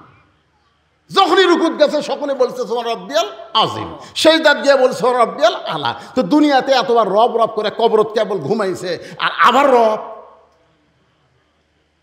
মুরগি নাকি কয় আল্লাহ তোমার বান্দাকে মান রব্বুকে প্রশ্ন করার পরে নামাজ যে গরম আছে, আল্লাহকে যে নামাজ যে কবরে আইছে তার সব উত্তর হয়ে গেছে। জোরে কর সুবহানাল্লাহ, জোরে কর সুবহানাল্লাহ। আর যারা বেনামাজ হয়ে মরতেছেন, কি মন খারাপ করতেছেন? মসজিদের উন্নয়ন মানে খালি মসজিদ, হাই রে কি করে ফেলা দিতে রে। কলিজা শান্তি রে, 201 গম্বুজ মসজিদ রে। আমার এলাকার ছেলেরা হাইস মাইক্রো ভাড়া করে দেখবার গেছিল টাঙ্গাইলের গোপালপুরে। আশা করি হুজুর দেখছেন আপনি সেই মসজিদ হুজুর, আমরা ছাদের উপরে যা গম্বুজ গুনছি হুজুর 201টা। হায় হায় মসজিদ দেখে কলিজা শান্তি হুজুর। বারবার যখন এই কথা বলতে আমি বললাম ভাই তোরা গেছিল কয়টায়? সকাল 11টায়। ওখান থেকে মসজিদ দেখে ফেরত আসি কয়টায়? বিকাল 3টায়। তার মধ্যে যে একটা নামাজ গেল জোহরের, সে নামাজের খবর কি? তখন কয় হুজুর আমরা তো দেখবার গেছি হুজুর। সাপাত জুতের বাড়ি মারা দরকার। জোরে কর কথা ঠিক কিনা? আপনারা কোন তো মসজিদ দেখার জন্য সরকার বানাছে?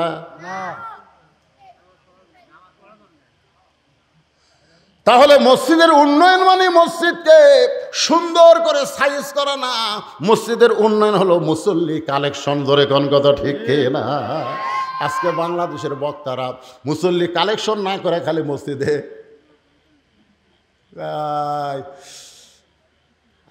এসি করা লাগতেছে হুজুর, ফ্যান দেওয়ার হচ্ছে না। কি করা লাগতেছে? কথা কয় না কেন? এসি করা লাগতেছে। যখন কমিটির সমস্ত লোক বসে মসজিদে এসি কেনার চিন্তা করতেছে, এমন সময় মুয়াজ্জিন সাহেব আর ইমাম সাহেবের মন খারাপ। তখন সবাই বলে ইমাম সাহেব, মুয়াজ্জিন সাহেব আপনাকে মন খারাপ কেন? বলে ভাই রে, ইমাম সাহেব বলতেছে আমার ঘরও তো একটা ফ্যান আছে, ইমামের একটা ঘর আছে, ঘরে তো একটা পুরাতন ফ্যান দিছে ভাই, ঘুম হয় না, ঘর বিয়ারিং খারাপ। জোরে কোন কি খারাপ? গত বছর যে বেতন আসছিল, আগা বছরও যে বেতন আসছিল, এই বছর হয়ে গেছে বেতন বাড়ায়নি। বেতন চালে কই এসি আগে কিনা লাগবে তারপরে বেতন। আপনারা বলেন তো আগে মসজিদের ইমামের বেতন বাড়ানো দরকার না এসি কেনা দরকার? কোনটা দরকার? আপনারা হক কথা কর না কেন? কোনটা দরকার? আপনি তো বইয়ের গলা ধরে ঘুম পাড়েন, আর সালাতু খায়রুন নাওম কে কইবে? আজকে মুয়াজ্জিনের বেতন যদি বর্তমান বাজার মূল্যে দিবার না পারেন, যতই নামাজ পড়েন একটা নামাজও কবুল হবে না, একটা নামাজও কবুল হবে না। জানেন 5 ওয়াক্ত যে ইমাম নামাজ পড়ায়, বর্তমান বাজার মূল্যে যদি বেতন দিবার না পারেন, মসজিদ খালি এত ঢপ করে লাভ হবি না, আল্লাহ হাউড়া ভাঙ্গি পিঠে। তোর এখন কথা ঠিক না? ভালো ইমাম নিয়ে আসেন, ভালো খতিব নিয়ে আসেন, ভালো মুয়াজ্জিন নিয়ে আসেন। আমাকে এলাকার এক মুয়াজ্জিন আজান দিবার গেলে কুত্তে এসে লোকমা দেয়, মানে যে মুয়াজ্জিন আজান ধরে কুত্তে জানলার কাছে আমি মুয়াজ্জিন আজান দেয়, কুত্তে এত গরম কেন? আমি একদিন মুয়াজ্জিনকে বললাম কে ভাই কি? তো খুবই সমস্যা হুজুর, এ আজান দিবার আসলে কুত্তে এসে লোকমা দেয় করে। আমি বললাম মুয়াজ্জিন তুমি জানো তোমার দাম কত? বলে হুজুর আমার দাম কেমন? আমি তখন কোরআন থেকে একটা আয়াত তেলাওয়াত করলাম, ওয়ামান আহসানু কওলাম মিম্মান দাআ ইলাল্লাহ ওয়া আমিলা সলিহাও ওয়া ক্বালা ইন্নানি মিনাল মুসলিমিন। মুয়াজ্জিন কয় হুজুর এই আয়াতটা আল্লাহ কি আমার জন্য নাযিল করছে? আমি বললাম যারা আল্লাহ রাস্তায় দাওয়াত দেয় সবচাইতে বড় দাওয়াত হলো আজান দেওয়া, তার সাথে উত্তম ব্যক্তি আর কেউ নেই। কিন্তু যে ব্যক্তি দাওয়াত দিবে সে দাওয়াত অনুযায়ী তাকে আমল করা লাগবে। ও মুয়াজ্জিন সাহেব, কুত্তা করার কারণ হলো তুমি সত্যি করে বলো তো, তুমি তো মসজিদে আজান দাও, তোমার ছেলেমেয়েরা কি নামাজ পড়ে? মুয়াজ্জিন বলতে হুজুর আমার দুটো আইডিয়া আছে হুজুর, এই শালা আইডিয়ার আছে এতই পায় না। আমি কোনো এই জন্যই কুত্তে এসে লোকমা দেয় যে মজ্জেন আগে তোর বেটাক চেতন করে তারপরে মসজিদে আয়। জোরে কোন কথা ঠিক কিনা? মুয়াজ্জিন মানে আমরা সবাই মুয়াজ্জিন। এক মুয়াজ্জিন মসজিদে আজান দেয়, আর প্রত্যেকটা বাড়ির বাবা তার সন্তানের জানলায় আজান দেওয়া লাগবে, বলা লাগবে। হয়তো মুয়াজ্জিনের আজানের চেতন পাবি না, কারণ আর্জেন্টিনার খেলা দেখে 3টা পর্যন্ত। জোরে কোন কয়টা পর্যন্ত? 3টা পর্যন্ত খেলা দেখে, আর চোখত ঘুম নাই। যেই মাত্র খেলা শেষ হয়ে গেছে ওই এমন ঘুম দিছে ভাই, শীতকালে হচ্ছে খেলা। ওই খেলার সময় যখন মুয়াজ্জিন ফজর আজান দেয়, ওই আজান শুনে আপনার ছেলে বিরক্ত হয়ে ওই ল্যাপটা মাথার উপর দেয়। ল্যাপটা যখন মাথার উপর দেয় তখন পাও তো বের হবে, ওই পাও টানা না বুকের সঙ্গে জ্যাপটা ধরে থাকে। আপনি বাবা জানলাতে তাকায় দেখতেছেন ল্যাপের মধ্যে মনে হয় চাউলের বস্তা ঢাকা থোছে, মাথাও নাই পাও নেই। আমার পাটা গেল কোথায়? 3টা পর্যন্ত হইচই করে খেলা দেখলো, আর আজানের সময় পাটা কুটি রে বিলাই যেমন ইন্দুর ধরে, বাপটা চুপ চুপ করে পাঁঠার কাছে গেছে, যাইয়া যেই ল্যাপ টান দিছে ভাই,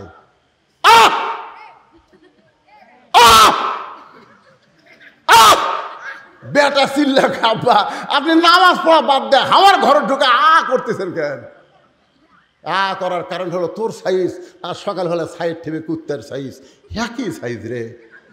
তুই আমার বেটা না কুত্তা রে? আপনি বেটা কুত্তা করছেন আব্বা? শয়তান!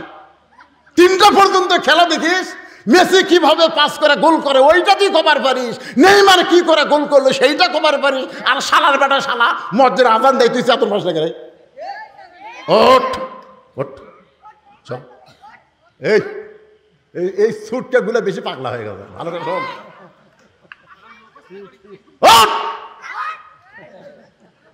গোসল করবো না উজু করবো, কোনটা করবো কর, কারণ এখন দুটাই বলে করবে। তো এখন অজু করে মসজিদে নিয়ে গেছে, বাবা সুন্নত পড়ে বেটা সুন্নত পড়ে কাতার রেখে আয় আমার কাছে খাড়া হ। বাপ বেটা কাতার বদ্ধ হয়ে নামাজ পড়ছে। ফেরেশতা কয় আল্লাহ বাপ বেটা একসঙ্গে নামাজ পড়লো খবর কি? আল্লাহ কয় বেটা যতই আর্জেন্টিনার খেলা দেখুক রে, ইহুদি খ্রিস্টানের খেলা দেখলে কি হবে, বাবার সঙ্গে জামাতে নামাজ পড়েছে, আমি আল্লাহ ঘোষণা দিলাম বাপ বেটা দুটাই জান্নাতি। এটা হচ্ছে মুসল্লি কালেকশন। ধরে কোন কথা ঠিক না? তাহলে বুড়া চুড়া ভাঙ্গা চুড়ালে হবে না, লাতি লুত তুলিয়া দাদা আসা লাগবে। জোরে কোন ঠিক? একটু মনোযোগ দিয়ে শুনবেন। ফাতেমা ডাকতে বলে স্বামী গো, এই দুনিয়ার সবচাইতে সত্য কথা হলো আসলে যাইতে হবে। জোরে কোন আসলে যাইতে হবে। ও গো স্বামী, আমি চলে যাওয়ার পরে আমার 3টা চাওয়া আপনাকে পুরা করা লাগবে। 1 নম্বর চাওয়া হলো রাতের অন্ধকারে আমাকে দাফন করবেন। আমি রাতের বেলা মরে যাব আর দিনের বেলা কবর দিবেন, তাহলে আমার পর্দার খেলাপ হয়ে যাবে। রাতের অন্ধকারেই আমাকে দাফন করবেন। আমার 2 নম্বর চাওয়া হলো আমার কোনো জানাজার ব্যবস্থা আপনি করবেন না। আমার 3 নম্বর চাওয়া হলো আমার লাশটা কিন্তু খাটনিতে তুলবেন না, আপনি কান্দে করে নিয়ে ওই জান্নাতুল বাকির পূর্ব কোনায় সবুজ রঙের একটা বাতি জ্বলবে, ওই বাতি বরাবর আমাকে দাফন করবেন। হযরত আলী গভীর রাত্রে ফাতেমাকে দাফন করার পরে আল্লাহর কাছে কাঁদতেছে আর বলতেছে আল্লাহ পর্দানিশী ফাতেমাকে তুমি কবুল করে নাও। দোয়া করার পরে তাকায় দেখে সামনে কয়েকটা পুরাতন কবর দেখা যায়। এইমাত্র ফাতেমার কবর দিছে, সেই নতুন কবর আর নাই। গোটা জান্নাতুল বাকি হযরত আলী দৌড়ায় বলে এখনই কবর দিলাম ফাতেমার, সেই কবরটা গেল কোন জায়গায়? আল্লাহর বলে আলী রে, ফাতেমা হলো পর্দানিশী, আমি আল্লাহ জোহরা ডিগ্রি দিয়া ফাতেমার কবরটাকে কিয়ামত পর্যন্ত পর্দা করে দিয়েছি। আমার মায়েদের জন্য আমার ওয়াজ শেষ। মায়েরা আপনারা যখন বেজার হন না, আপনাকে 1 নম্বর ওয়াজ হলো পর্দা। ধরে বলেন নাম কি? মায়েরা যদি পর্দার মধ্যে থাকে, ওই পর্দার মধ্যে মায়েরা কোনোদিনও বলবি না আমি সিজার কর্ম, আমি সিজার কর্ম, এটা কোনোদিনও করি না। আজকাল বর্তমানে সিজার যারা করতেছে অধিকাংশ মেয়ের সিজার করতেছে মরদ ডাক্তার। কথা কর না কেন? কথা কর পারেন না আপনারা? একটা পর্দানিশী মা গিয়ে বল মরে আজামরে নর্মালে বাচ্চা নেব, সিজার কর্ম না। এই যে সামনেগুলো বসে আছে বুঝলেন, এত পেঁচাল পাঠতেছে কি জন্যে? না না সবগুলা লয় আছে সিজার বললেন আপনি। দেখবেন বড় ডাক্তার, যত বড় বড় ডাক্তার বাংলাদেশে আছে, তাদের বাচ্চা কোনোদিন সিজার করে বইয়ের হয় না। কারণ ডাক্তার জানে সিজার করলে মায়েরও ক্ষতি, বাচ্চারও ক্ষতি। এই জন্য বড় ডাক্তারের সন্তান সিজার লাগে না, বইয়ের সিজার লাগে না। 2 নম্বর হচ্ছে মৌলানাদের বাড়িতে কোনোদিন মিলাদ হয় না, ওরা পরের বাড়িতে পড়ায়, নিজেদের বাড়িতে হয় না। আর 3 নম্বর হলো পীরের বউ কোনোদিন মুরিদ হয় না, কারণ পীরের বউ জানে আমার পীর মাঝে মধ্যে মুরিদের বইয়ের দিকে চোখ মারে, এই শয়তান হাতে কে মুরিদ হবে? আপনি খোঁজলে দেখবেন একটা পীরের বউ মুরিদ হয় না। তাহলে কয়টা কথা বললাম? 1 নম্বর কথা হলো ডাক্তারের বইয়ের সিজার লাগে না। সিজার করলে সন্তান হওয়ার আগেই সন্তানকে পেট কেটে বার করে। ওই সন্তান দুনিয়াতে আসার পরে যখন কান্দাকান্দি করে, দোয়া দরুদ দেওয়ার কান্না থামে না, মোবাইল চালু করে কান্না থামান লাগে, জোরে কোন ঠিক না? ওই খাবার বসে খায় না, মোবাইল চালু করে দিলে তারপরে খায়। এরা হলো সিজার করা, জোরে কোন কি করা? এই সিজার করবে না পর্দানিশী মা। আমার মায়েরা যারা পর্দায় আছেন গো, নর্মালে বাচ্চা নেবেন, কি বলবো প্রসবের কথা, মা বিনে সেই ব্যথা কেউ তো বুঝিবে না মাজন, ঠিকিয়া সন্তানের দায় অকালে মা মারা যায়, কেন সে মায়ের ভক্তি করবা না। এখন চলে আসি আমরা যে আয়াতে কারিমা তেলাওয়াত করলাম। আল্লাহ বলতেছেন মুমিন কারা, মুমিন কারা, ইন্নামাল মুমিনুনা আল্লাযীনা, মুমিন কারা, পাইকারি হারে সবাই কিন্তু মুমিন না। মুমিনদের বৈশিষ্ট্যের মধ্যে 1 নম্বর বৈশিষ্ট্য হলো ইজা যুকিরাল্লাহু ওয়াজিলাত কুলুবুহুম, যখন তারা আল্লাহর জিকির, ভাই এই কোরআনের আয়াতে তাফসীর শুরু হয়ে গেছে, যখন তারা আল্লাহর জিকির করবে, এই জিকির করার কারণে তাদের অন্তরের মধ্যে তড়পড়ানি শুরু হবে। বর্তমানে জিকির করলে শরীর কাঁপে না অন্তর কাঁপে? আপনাকে এলাকার জাকের বেটি নাই? এখানে আল্লাহ কি বলতেছেন? ওয়াজিলাত কুলুবুহুম, এমন একটা জিকির আল্লাহর কোরআন, যেই জিকিরে অন্তরের মধ্যে প্রশান্তি হয়, অন্তরের মধ্যে তড়পড়ানি হয়। আর এখন বাংলাদেশের জাকির পাটি জিকির করতেছে, আমার দয়াল বাবার দরবারেতে কেউ ফিরে না খালি হাতে, মারতেছে না, মনে হয় ইয়া টানতেছে। আয় হায়, আবার 2-1টা পীর সাহেবের এলাকা ইয়া দেখলাম, জিকির করতে করতে মুড়ি দৌড়ে যায়, পীরক পাড়ে ফেলে দেয়। খালি ন্যাঙ্গটি পড়া না থাকলে পীর ন্যাংটা হয়ে যেত, তোর এখন কথা ঠিক কিনা? হায় হায়। আবার 2-1টা দিকে জিকিরের ঠেলাত ভাইরে এরকম খুঁটি বয়ে বয়ে সামিয়ানার উপর চলে যাচ্ছে। আয় হায়, আল্লাহ বলতেছেন ইজা যুকিরাল্লাহু ওয়াজিলাত কুলুবুহুম, কোরআন এমন একটা জিকির, যেই জিকিরের কারণে তোমার অন্তরে প্রশান্তি তড়পড়ানো শুরু হবে।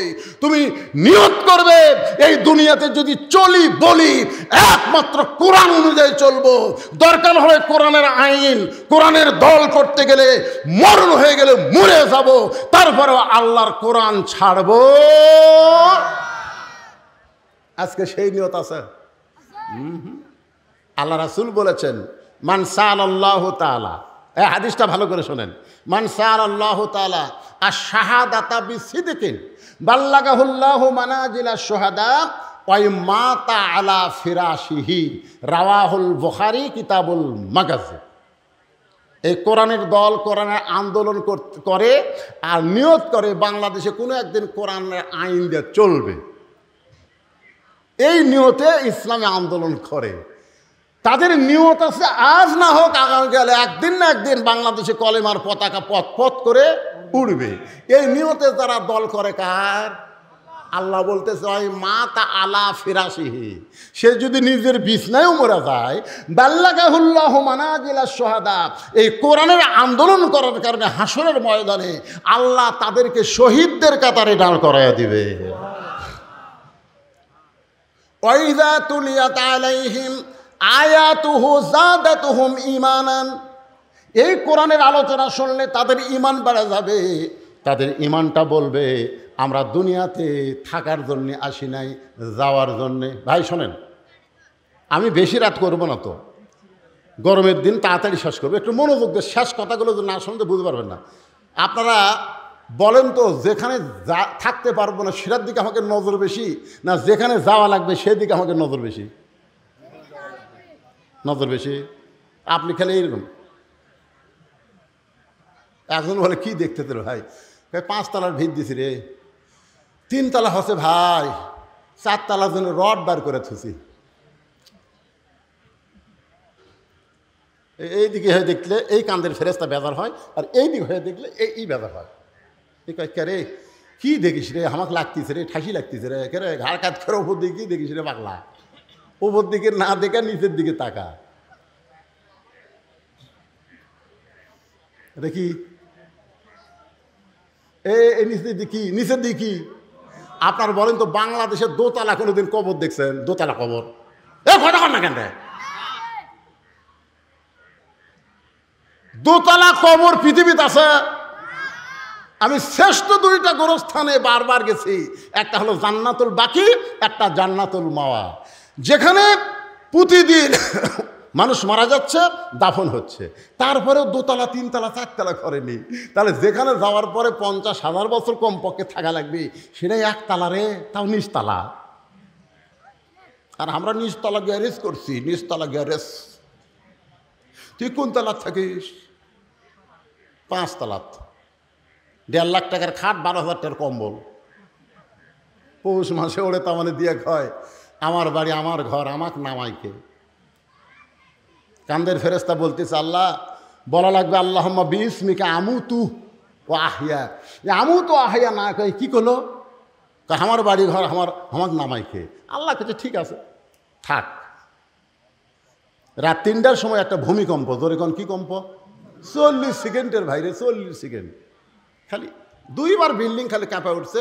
ওই এত ফোর্সে নামছে, আর ল্যাপের মধ্যে লুঙ্গি খুলে আছে, ওটা ওই পরারই টাইম পায়নি, ওই ন্যাংটা হয়ে নামছে। ধরে কোন কি হয়ে নামছে? তো ফেরেশতারা বলতেছে আল্লাহ নামাইলা, তাই বলে ন্যাংটা করে নামালা। আল্লাহ কয় জনগণ যখন নামাবার পারবি না, আমার নামান হলো ন্যাংটা করে। জোরে কোন কথা, ঠিক কথা কর না কেন? আপনারা কি বলতেছেন? উঠছে থেকে আল্লাহর নামাবি না, কথা কর না কেন? নামাবি না তো ইজ্জুমান তাসা অত জিল্লুমান তাসা। তুমি সিঁড়ি বয়ে না উঠতে পারো না, লিফট দিয়ে উঠো। তুমি 20 তলা যাওয়ার 40 তলা যাও, তোমাকে নামতেই হবে। জোরে কোন কথা, ঠিক না? তুমি 3 তলা বানাও, আর 4 তলা বানাও, আর 7 তলা বানাও, তোমাকে কবরে যাওয়া লাগবেই। জোরে কোন কথা, ঠিক না? এই সত্য কথা বিশ্বাস আমরা করতে পারি না। যদি ওই কথা বিশ্বাস করি যে আসলে যাইতে হবে, যে কোনো সময় যাওয়া লাগবে, তাহলে আমাদের চাল চরিত্র ওই কাফের বেঈমানদের মতো হতো না। আমাদের চাল চরিত্র হলো মুসলমানের মতো। জোরে কোন কথা, ঠিক না? যাদাতুহুম ঈমানা ওয়া আলা রাব্বিহিম ইয়াতাওয়াক্কালুন। সর্ব অবস্থায় আমরা একমাত্র ভরসা করব কার উপর? বৃষ্টি হলেই যে ঝড় হবে, তাই বৃষ্টি হলেই ঝড় হবে? আপনারা বলেন তো, এর আগে কোনোদিন বৈশাখ মাসে বৃষ্টির জন্য এত দোয়া হচ্ছে? কথা কন না কেন ভাই? আমি তো আমার 39 বছরে ওয়াজের বয়সে দেখিনি যে বৃষ্টির জন্য প্রত্যেক জেলায় জেলায় নামাজ। তারপরে যখন বৃষ্টি হচ্ছিল না, তখন আমাকে 2 জন করছিল, হুজুর আপনাকে আর কাম হবি না হুজুর। আমরা তখন আর শরমে মানুষ কিছুই করতে পারি না, গুনগুন করে আমি আরবি দিয়ে বৃষ্টির দোয়া করি। শোনেন, এই যে নামাজ হচ্ছে, দোয়া হচ্ছে, দেখে একবার বৈশাখ মাসে যে বৃষ্টিটা হলো আপনাকে এলাকার, আপনারা বলেন তো বৃষ্টি হচ্ছে না ঝড় হচ্ছে? কথা কন না কেন? কোনো ঝড় আছে? এরা দোয়া কবুলের লক্ষণ রে পাগলারা। এর আগে বৈশাখ মাসে মেঘ করলে আগে বাতাস হবি, ঝড় হবি, আম ফালাবি, আমের ডাল ভাঙবি, তারপরে পাথর হবি, তারপরে বৃষ্টি হবি। জোরে কথা কন না কেন? এ বছর কোনো ঝড় আছে? বৈশাখ মাসের কয়দিন আছে? আমি মনে করেন সেদিন মহাস্থানে যে কামটা হলো, বুঝলেন, ওই বৈশাখের শেষ বৃহস্পতিবার আমি সেই রাত্রে ওয়াজ করি, আল্লাহ আজকের রাত তো মহাস্থানে সেই কাম হচ্ছে। আমি সিরাজগঞ্জে ওয়াজ করতেছি, আল্লাহ দেখ, আল্লাহ তুমি গজব দেখ না আল্লাহ। হাই হাই শুনলাম কয়েক মন বলে গাঁজা খাসি রে। সুলতান বলকি মহীশ্বর পরশুরামের বিরুদ্ধে যুদ্ধ করে আল্লাহর দিন প্রতিষ্ঠা করলো, আর মহীশ্বরের পাটাগুলা যায় এখন কি করতেছে? গাঁজা খায়। আল্লাহ তারপর আমাদেরকে ঝড় দেয়নি, আমাদেরকে কোনো গজব দেয়নি। আজকে শুকরিয়া তান আল্লাহর ঘর মসজিদে আপনাদের কাছে রুমাল যাবে, ব্যাগ যাবে। শুকরিয়া দান যে কোনো বিপদ আপদ মুসিবত আল্লাহ দেয় না। সদকা তো তারুদ্দুল বালা, দান সদকা করলে আল্লাহ বালা মুসিবতকে দূর করে দেয়। এই জন্য আপনাদের কাছে রুমাল এবং ব্যাগ যাবে। মন খুশি করে যার যা ইচ্ছা আল্লাহর ঘরে আপনারা দান করবেন। রাজি আছেন? আপনাদের কাছে ব্যাগ গেলে, রুমাল গেলে কারা কারা একটা টাকাও দিবেন না? আছে কেন? সবাই দিবেন? মাশাআল্লাহ। তাহলে এই ব্যাগ পার্টিরা তোমরা ভিতরে যাও। আর এখানে 1000, 2000, 5000, 10,000 কেউ যতক্ষণ ব্যাগ আদায় করতে সময় লাগবে ঠিক ওই সময় পর্যন্ত আমি টেবিল আদায় করব। আর আপনারা যারা উঠবেন না 10 টাকা, 20 টাকা, 50, 100 দিবেন। আপনার কাছে ব্যাগ যাবে, ইনশাল্লাহ আপনারা দিয়ে দিবেন আল্লাহর হস্তে। ব্যাগ আলার ভাইদেরকে বলতেছি আর দেরি করো না, ভিতরে নেমে যাও। আর আপনাদের মধ্যে কেউ যদি থাকে মসজিদ কমিটির সভাপতি, সেক্রেটারি, কেশিয়ার সদস্য, তারা যদি কয় না হুজুর আমরা ব্যাগের মধ্যে আসলে তারকে দান ব্যাগের মধ্যে মানাবেও না, আমি তাদেরকে তেজের উপরে ডাকতেছি। বেশি বিরক্ত করা যাবে না, কারণ দীর্ঘ সময় এখন বাজতেছে 12:10। আমি উঠছি 10:15, এখন বাজতেছে 12:10।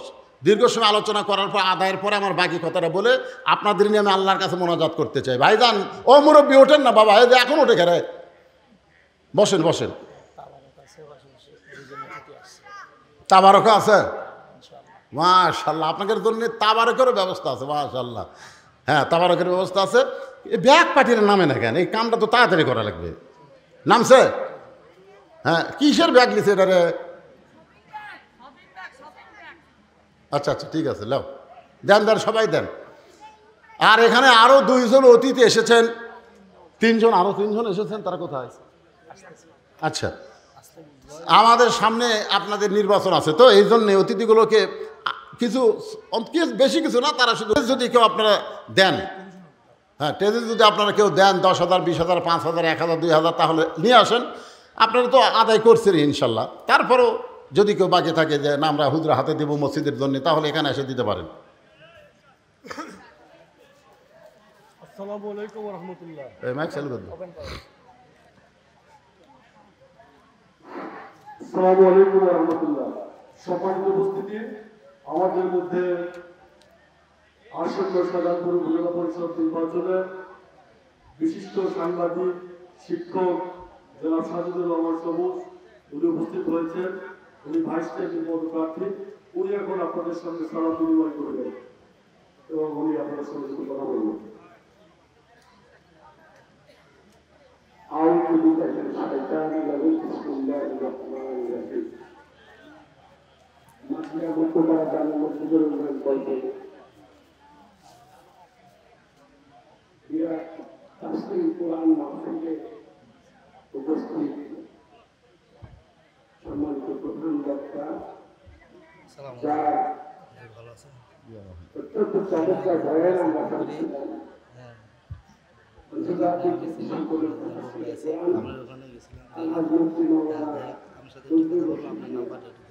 আমার লোক আছে, তারিখ আছে, কার্ড আছে, আছে আছে আছে।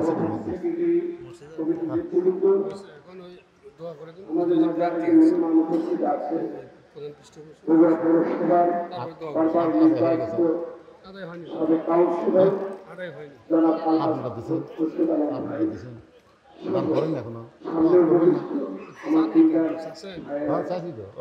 ব্যাংক আদায় হচ্ছে, দেখছেন না? আপনারা ইতিমধ্যে দেখেছেন আগামী 29 তারিখ সাধারণ উপজেলা পরিষদের নির্বাচন অনুষ্ঠিত হতে যাচ্ছে। এই নির্বাচনের মধ্যে দিয়ে একজন চেয়ারম্যান, একজন ভাইস চেয়ারম্যান এবং একজন মহিলা ভাইস চেয়ারম্যান নির্বাচিত হবে, যারা আগামী 5-7 বছর সাধারণ উপজেলার আনাচে কানাচে যত ধর্মীয় প্রতিষ্ঠান রয়েছে, শিক্ষা প্রতিষ্ঠান রয়েছে, রাস্তাঘাট রয়েছে এবং এই উপজেলার মধ্যে যত অসহায় বঞ্চিত মানুষ রয়েছে তাদের জন্য কাজ করবে। ভোট একটা পবিত্র আমানত। এই আমানতের সঠিক ব্যবহার আপনাকে আমাকে দুজাহানের কাজে করতে হবে। যদি আমরা কোনো অযোগ্য ব্যক্তিকে, কোনো দুষ্ট মানুষকে উপজেলা পরিষদের চেয়ারে আমরা বসার সুযোগ করে দিই, তাহলে এর যে ক্ষতিকর প্রভাব একজন মুরব্বী উপজেলা পরিষদের দিয়ে যদি অসম্মানের শিকার হন, দুর্ব্যবহারের শিকার হন, এই দায়ভার আপনাকে আমাকে দিতে হবে। কেননা আমরা বিবেচনা না ভাইজান মসজিদের উন্নয়ন গল্পে 10,000 টাকা নগদে দান করেছেন। আর এক ভাই আবার 5,000 টাকা দান করেছেন। আর একজন ভাই চেয়ারম্যান, হ্যাঁ না না আপনার দুইজন দিলেন, আবার একজন না দিলে কেমন লাগে? যাই দে।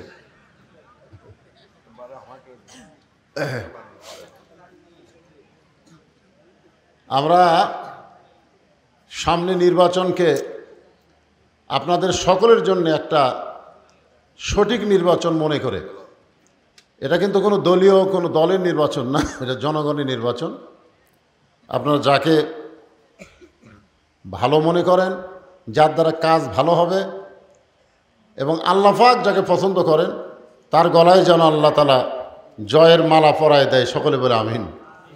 এখানে একটা জিনিস খুবই পরীক্ষিত, সেটা হলো দেখেন, একজন ভাইস চেয়ারম্যান হওয়ার জন্য দোয়া চাইছে, আর একজন বলতে যে ভাইস চেয়ারম্যান কিছুই নাই। এখানে কিন্তু একটা জিনিস ধরা খেলো, তাই না? উনি ভাইস চেয়ারম্যান, উনি বলতেছেন না ভাইস চেয়ারম্যান কিছু নাই, খালি একটা চেয়ার আছে, কিছু নেই। আর ওই ভাই এখনও যায়নি, তো ভাইস চেয়ারম্যানই চাচ্ছে। যাই হোক, আল্লাহ যাই যেটা চায় আল্লাহ যেন তাকে সেটাই দেয়। সকলে বলে আমিন। আল্লাহুম্মা আমিন। আল্লাহুম্মা আনতাস সালাম ওয়া মিনকাস সালাম তাবারাকতা ইয়া যাল জালালি ওয়াল ইকরাম।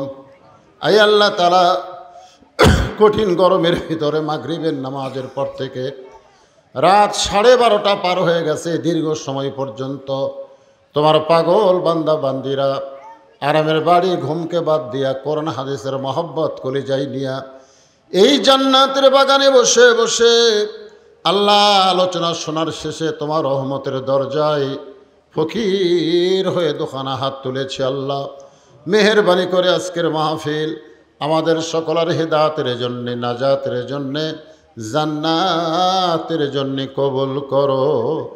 এই মাহফিলের শুরু থেকে শেষ পর্যন্ত যতটুকু আলোচনা হয়েছে আল্লাহ, এর মধ্যে যদি ত্রুটি হয়, ভুল হয়, মাফ করে দাও। এর যা হাদিয়া মঞ্জুর করো। সোনার মদিনায় নবী পাকের রওজা মোবারকে আল্লাহ কবুল করে নাও। তামাম আম্বিয়াই কেরাম, আসহাবে কেরাম, তাবিনী কেরাম, তাবিনী কেরাম, তামাম পৃথিবীর মাটির নিচে যত মুমিন মুমিনা শুয়ে আছে আল্লাহ, সকলের আরওয়াহ ফরে হাদিয়া কবুল করো। আল্লাহ আমরা যারা হাত তুলেছি, আমাদের মধ্যে জনম দুঃখনী মা যাদের কবরে চলে গেছে আল্লাহ, মেহেরবানি করে মায়ের কবরকে জান্নাতের টুকরা বানিয়ে দাও। বাবার বাড়িঘর সবই আছে, আমাদেরকে এতিম করে থুয়ে, এতিম হয়ে যে বাবা কবরের ঘরে চলে গেছে আল্লাহ, মেহেরবানি করে বাবার কবরকে জান্নাতের টুকরা বানিয়ে দাও। আমাদের দাদা দাদি, নানা নানি, আত্মীয় স্বজন যারা কবরবাসী হয়েছে আল্লাহ, কবরবাসীদের মাফ করে দাও।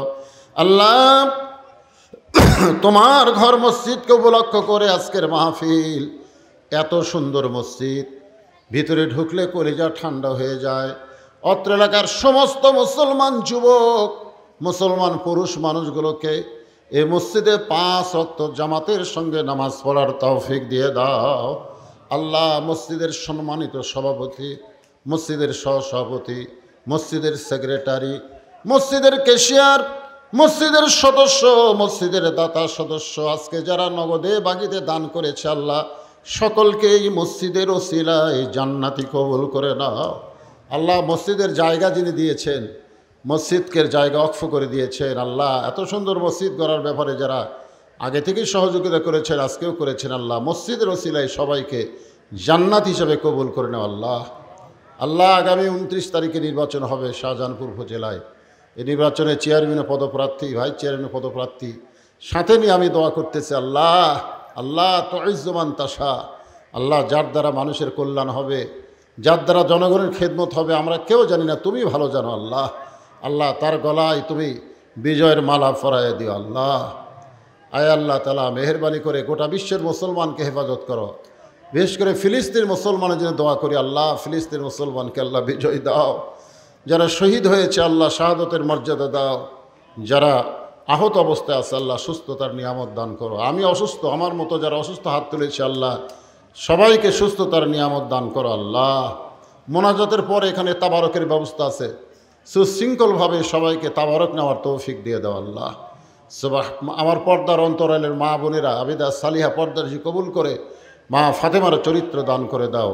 সুবহানা রাব্বিকা রাব্বিল ইজ্জাতি আম্মা ইয়াসিফুন ওয়া সালামুন আলাল মুরসালিন আলহামদুলিল্লাহি রাব্বিল আলামিন ওয়াজাল আখিরাতি কালিমাতুন ইনদাল মাউতি লা ইলাহা ইল্লাল্লাহু মুহাম্মাদুর রাসূলুল্লাহ সাল্লাল্লাহু। আপনারা একটু হইচই না করে লাইন হয়ে